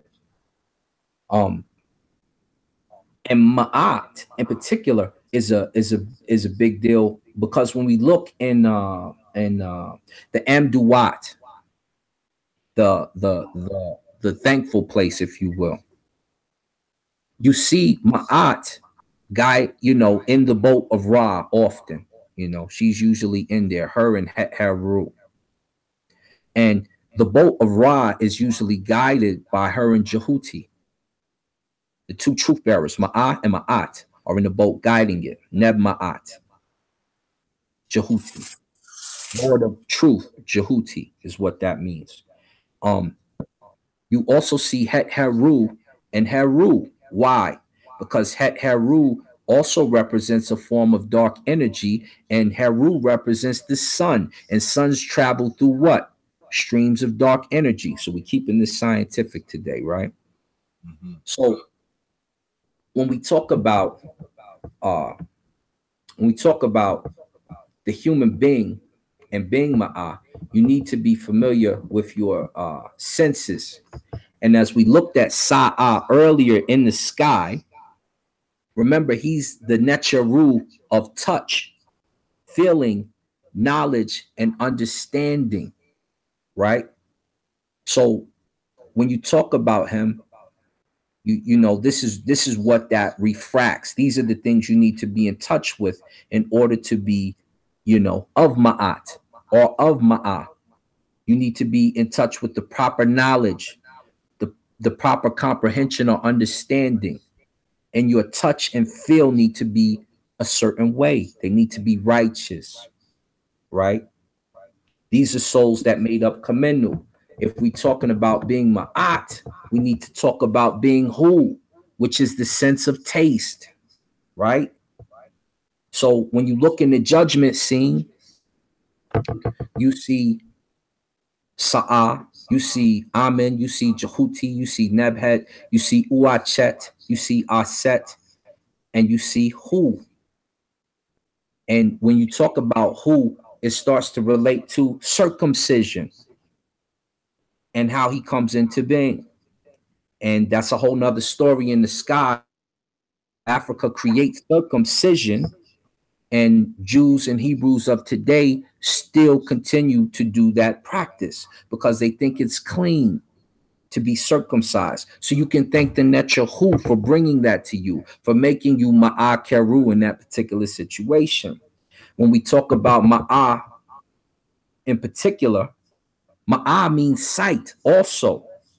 So you need to have good vision. You need to have the right vision. You need to watch the right things. You need to look at the right things. You need to turn your face if it's not right, or you need to stop an injustice if it's not right, right? And then last, we talk about Sejum, your hearing, the sense to hear.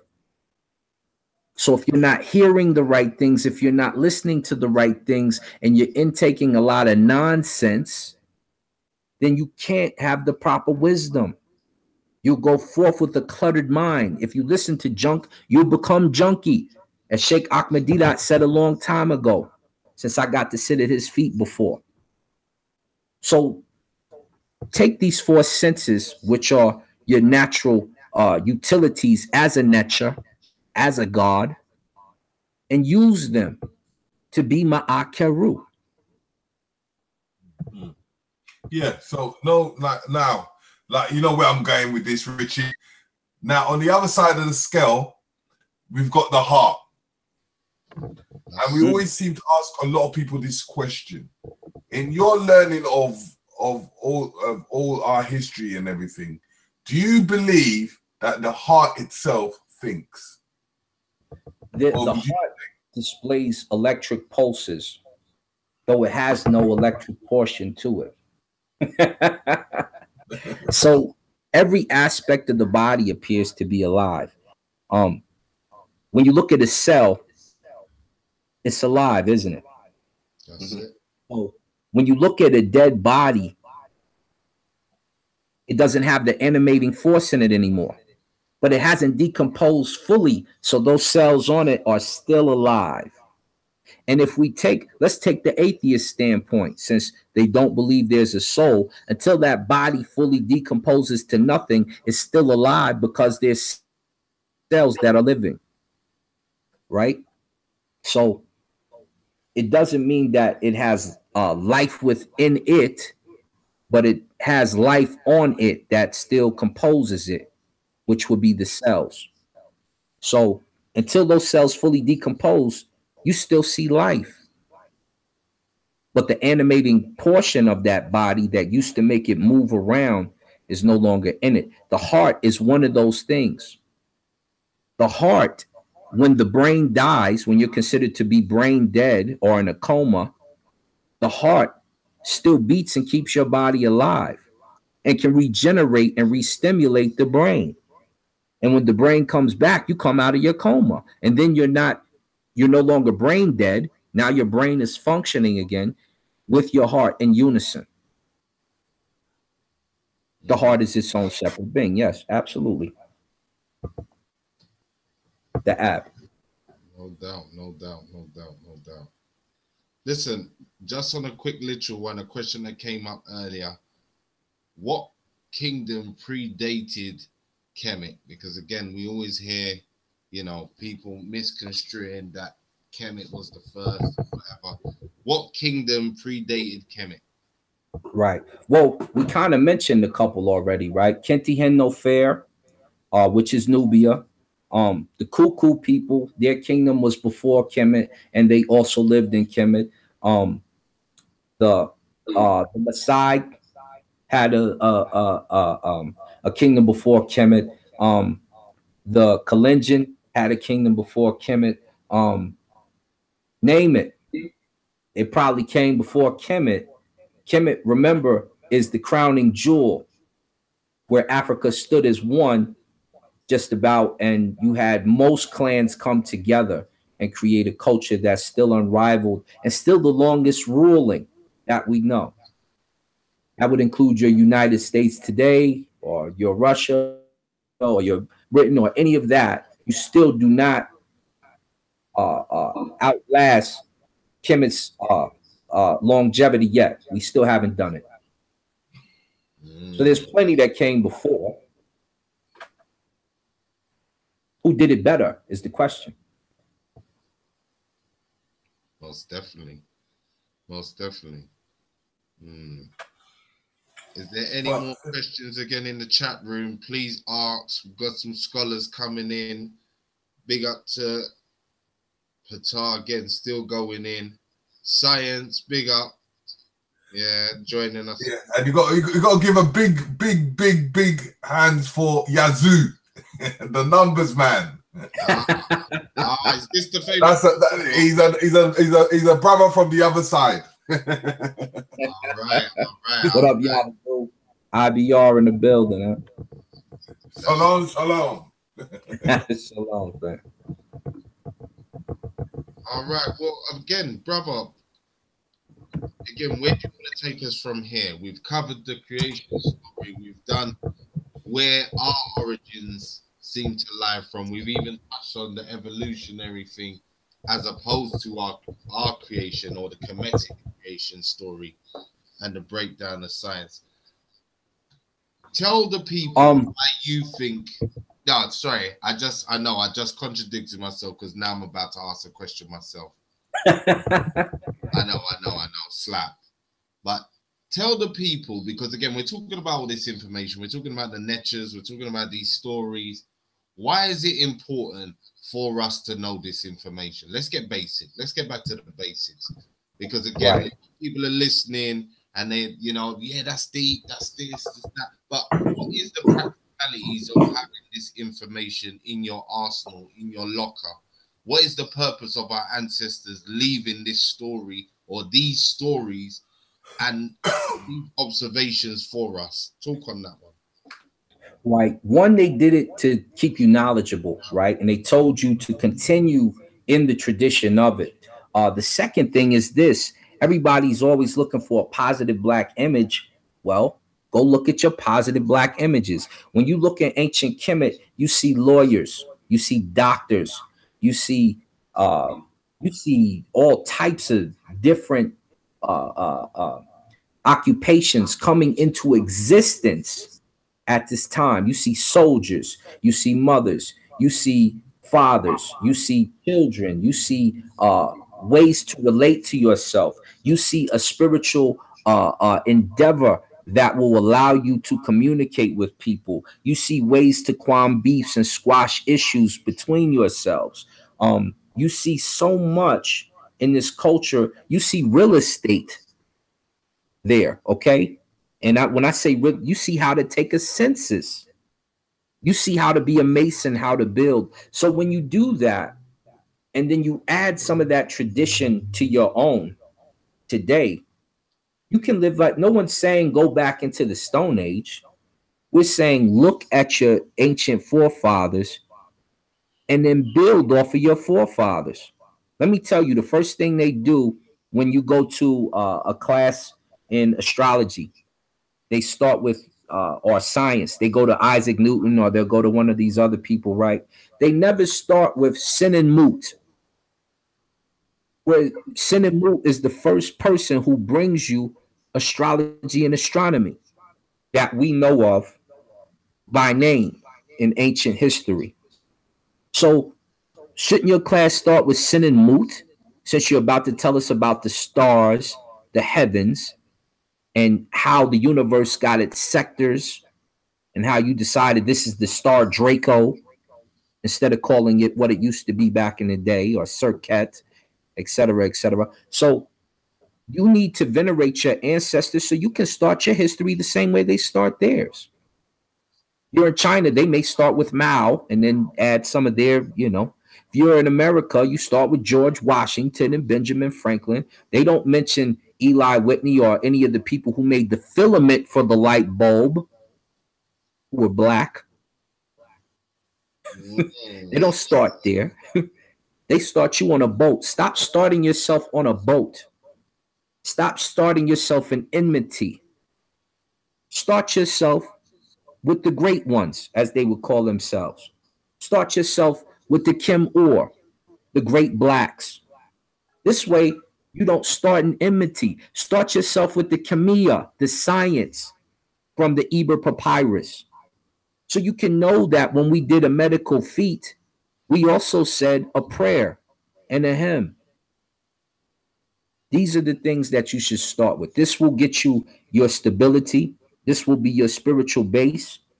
And then you can put your other books down if you don't feel comfortable with them anymore. If you need them as a brace, so be it.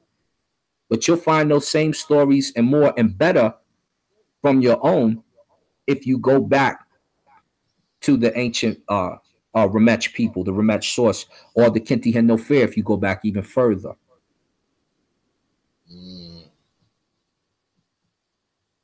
So, if you're talking about being a scientist, you should do that. So watch this. Let me see.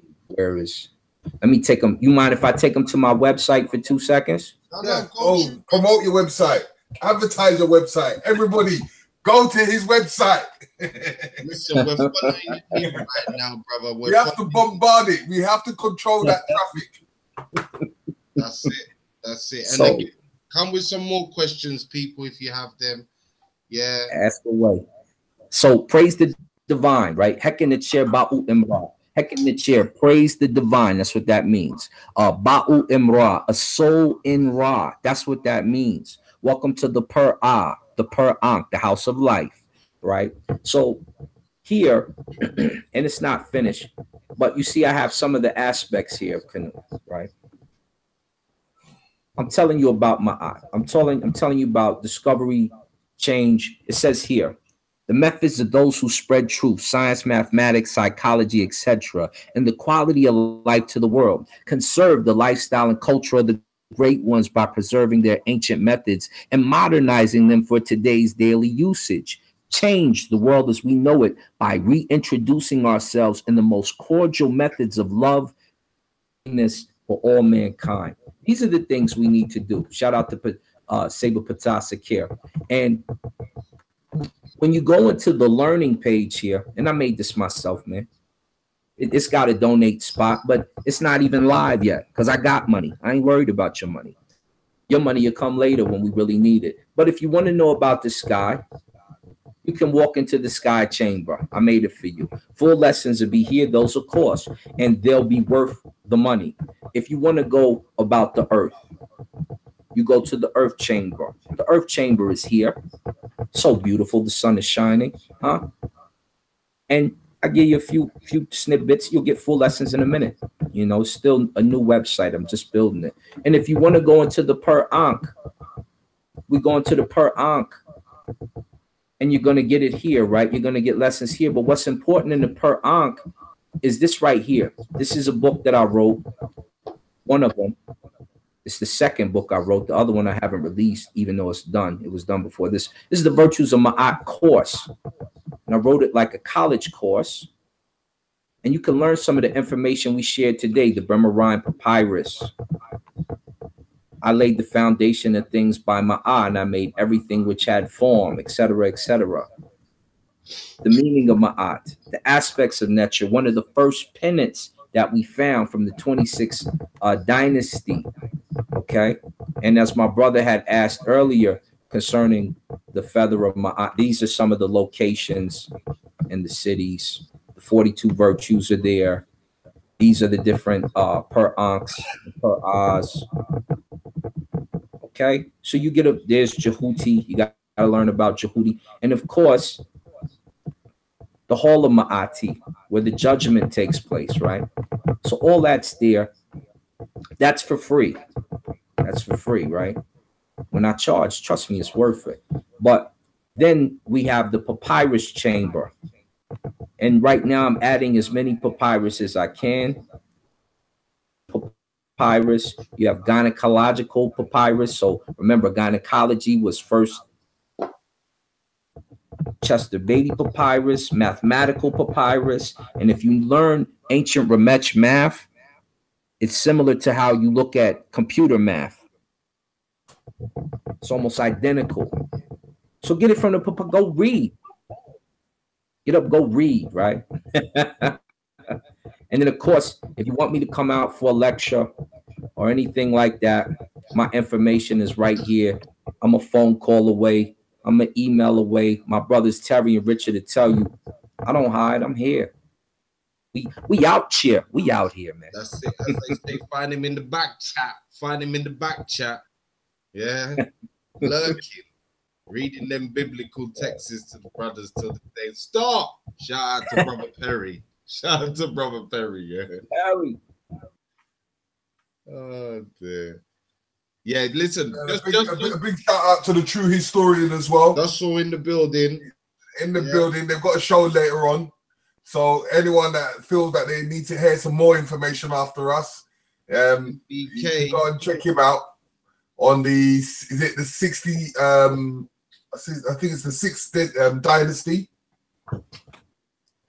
See, I might have to go over there, and we're gonna have to go. So wait to start your show, cause so we can all go over there with you when we finish, right? Shout out to True Story and MBK all day, my man's.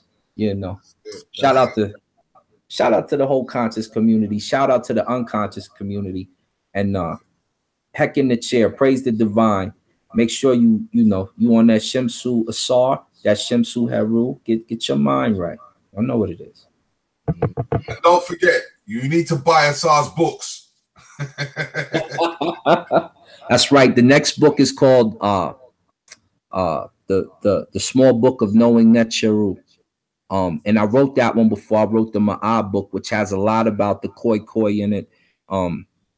It also has a lot about the word AMUN. This is information I've been breaking down that you're hearing other people on other channels start to spit out and regurgitate without giving the source. And that's okay.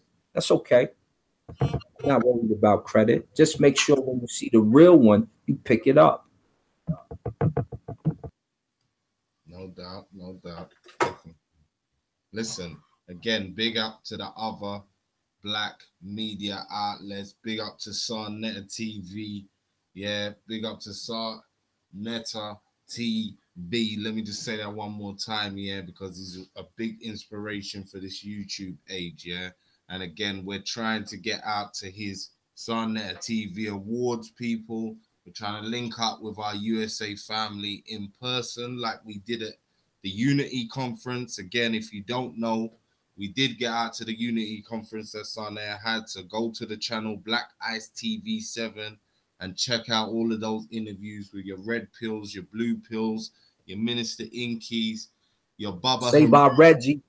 That's it. Saber Reggie, Baba Haru, yeah, Brother Jabari.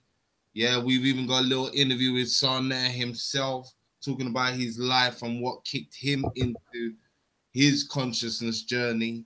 Yeah, it's all there. Go and check us out. Shaka Amos.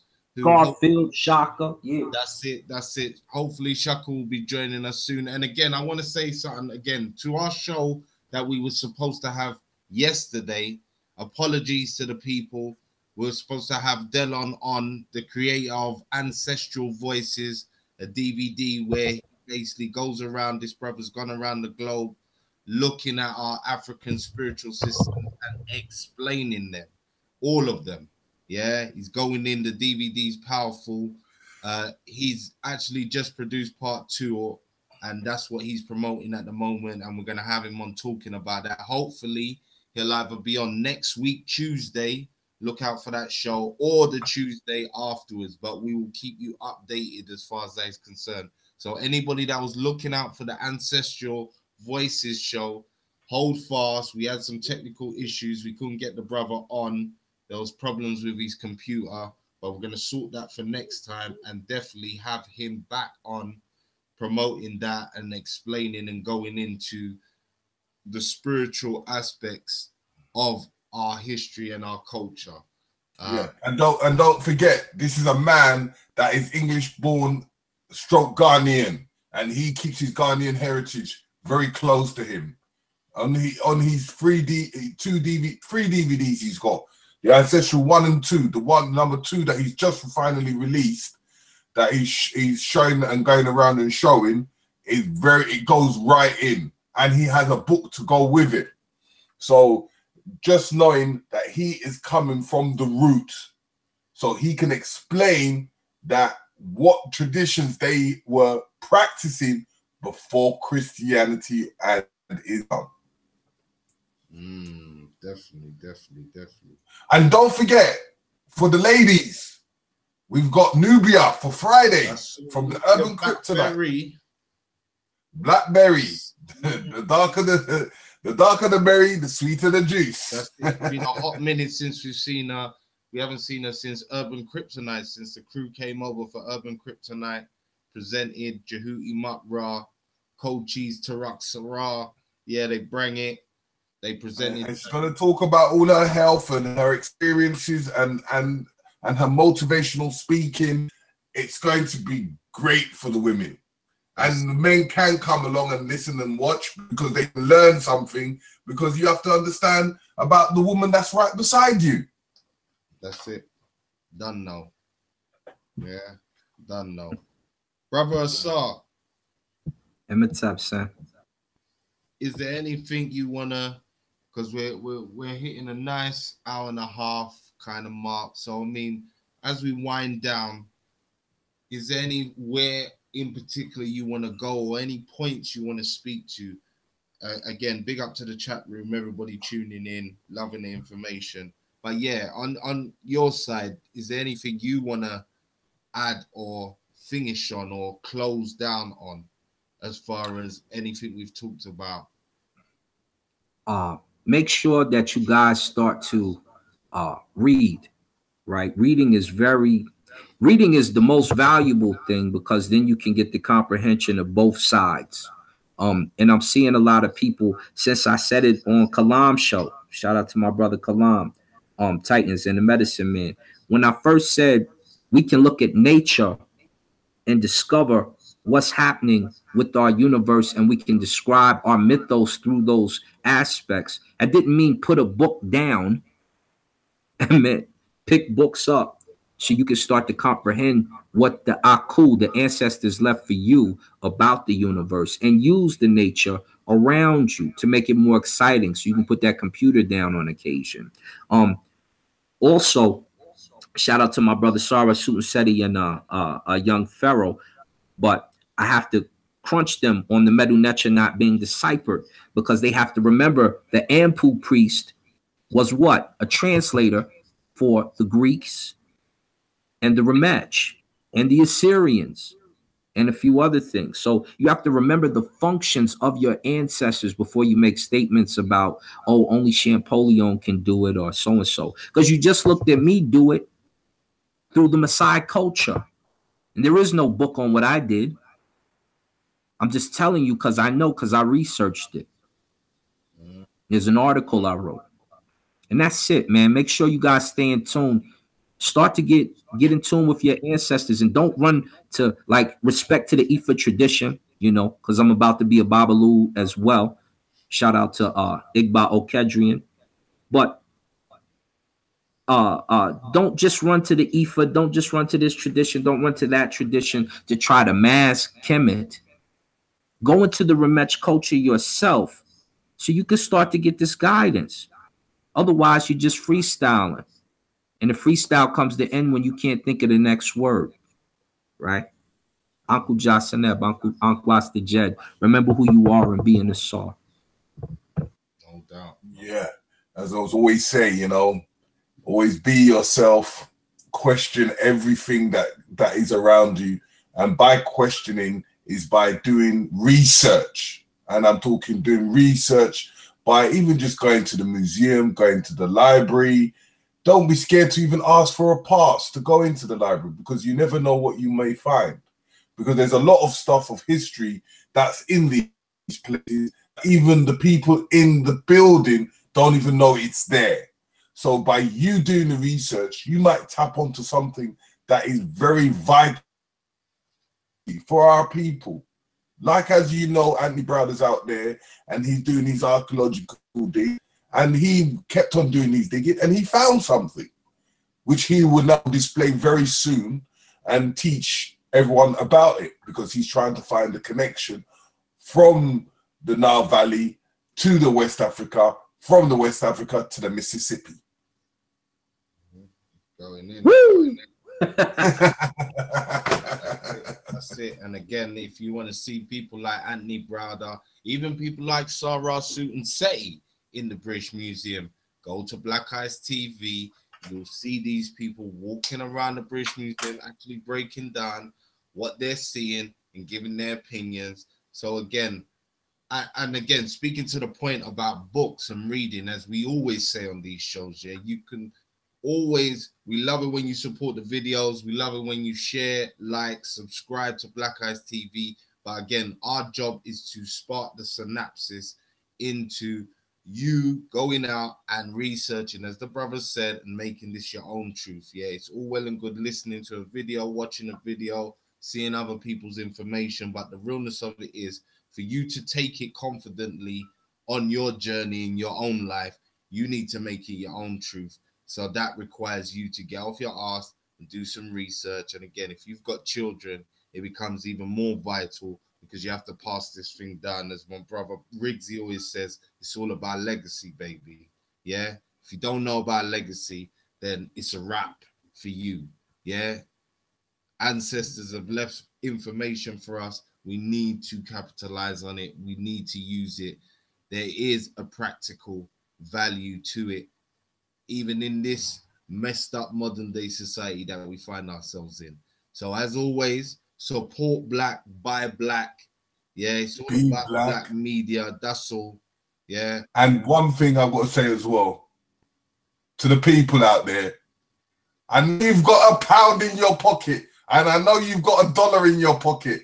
I know you could drag that little change, that shingling in your pocket that you was going to go and buy that soft drink with.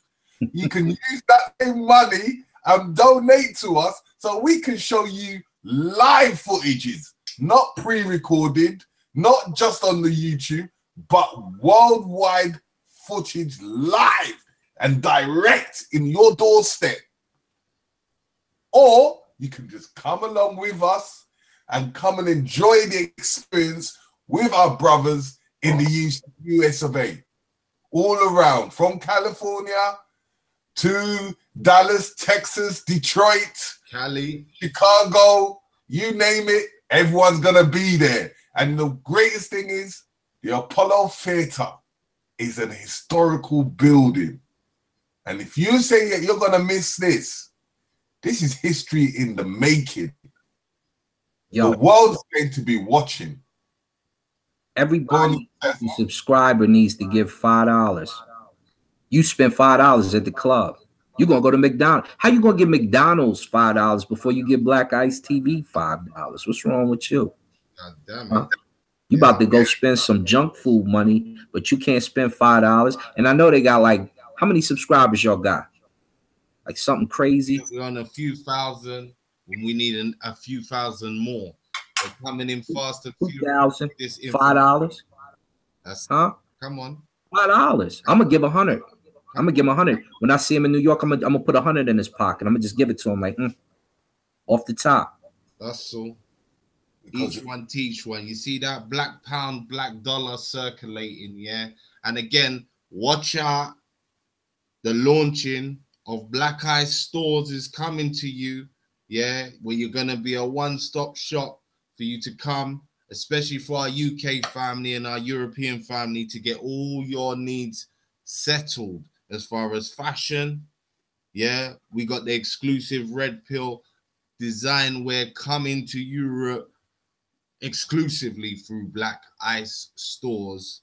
Yeah, and we got the health section with the likes of Queen Afua, Supernova heading the charge with their products. Supernova Super Greens, you'll be able to cop that, as well as other brothers. Dr. Sally from the UK doing big things. Marindina, yeah, you'll be able to get those. And then last and finally, for our scholars, you'll be able to get the books, the DVDs, the lectures. Yeah, so that's AMUN Ra Squad. We got KT the Archdeacon. We got Minister Inky on board. We got Jabari coming up on board. Yeah. And don't forget, we've got Ausar as well now. That's cool. Them books are on there. We already got AMUN Ra Squad as well in the place. Unk in the building. He's already given the books and the shout out for us to get those on there. So look out for that. Look out for things like Nagas footwear. Yeah, the RBG collection of trainers. Yeah, that's going to be on the site. So when that launches, people, another spot for you to support your own, wear your own, read your own. This is Black Ice TV Productions. Yeah. This has been another. There's another big thing coming. That's it. And there's another big thing coming. What's the next big thing, brother? The big thing's coming. This community trading center website and premises. Oh. This community website is going to have all organizations. So I'm going to break it down into 4 pieces. It's going to have one part, which is history. Understanding the history, getting the history information, actually traveling and touring, actually getting flights to go there. Second part, health. Understanding that the food is your medicine, your health is your wealth. Understanding that you can get someone to give you consultations, help, understanding about health. Because when you get to a certain age, remember, like when you get to 30, just think of a car. If you have a 30-year-old car, imagine what it looks like. So you got to keep on servicing it. So you need your health. The third part is your mind, thought, and thinking process. Understanding psychology. Understanding the organizations from Pan-African to the RBGs, from the MBKs to the Nawabians to the Hebrew Israelites. You name it. It's all going to be there. Then the last final part is economics. We need to start trading amongst our own. Doesn't matter who you are, where you come from. All you have to be is black. That's your password in. At the end of the day, this is where we're going to able to network from land to properties to schools, able to fund as much as we can to bring our people to becoming one. This site is coming very, very soon. So watch out for it, which is the movement, the new beginning. because it's new times, new era, and new people. Yeah, we're keeping it moving out here, people. Remember, we have to be sustainable. We can talk on these platforms, but again, do not think that the timer isn't running for them to cut off shows like this where you're getting direct information, primary sources. Yeah, they do not want you to know this. So again, it's going to get tighter. It gets harder for all the people out there doing these black media outlets. Yeah, they're doing it off their own back. There is no money right now. Yeah. So again, this has to become sustainable, and it has to become sustainable for us supporting the knock-on businesses, the media entities themselves, yeah, and the very stalls and institutions that will again be the backbone to things like Black Ice TV, to things like HMP TV, to things like Titans TV, to things like Sarnetta, Black Magic. Yeah, big up. Contents over everything. That's all. Doing this thing big, yeah. Thank everyone for tuning in. Big up to the chat room for going in today, yeah. Big up to Ausar again for joining us on this UK USA Link Up show. Look out for us. Friday, yeah, is the next show. Look out for us bringing you some more information, some more bits. Peace, peace, peace, people. Look at the banner. Look at the logo. You know what time it is. Black Ice TV in the house. Hashtag power moves. Novel.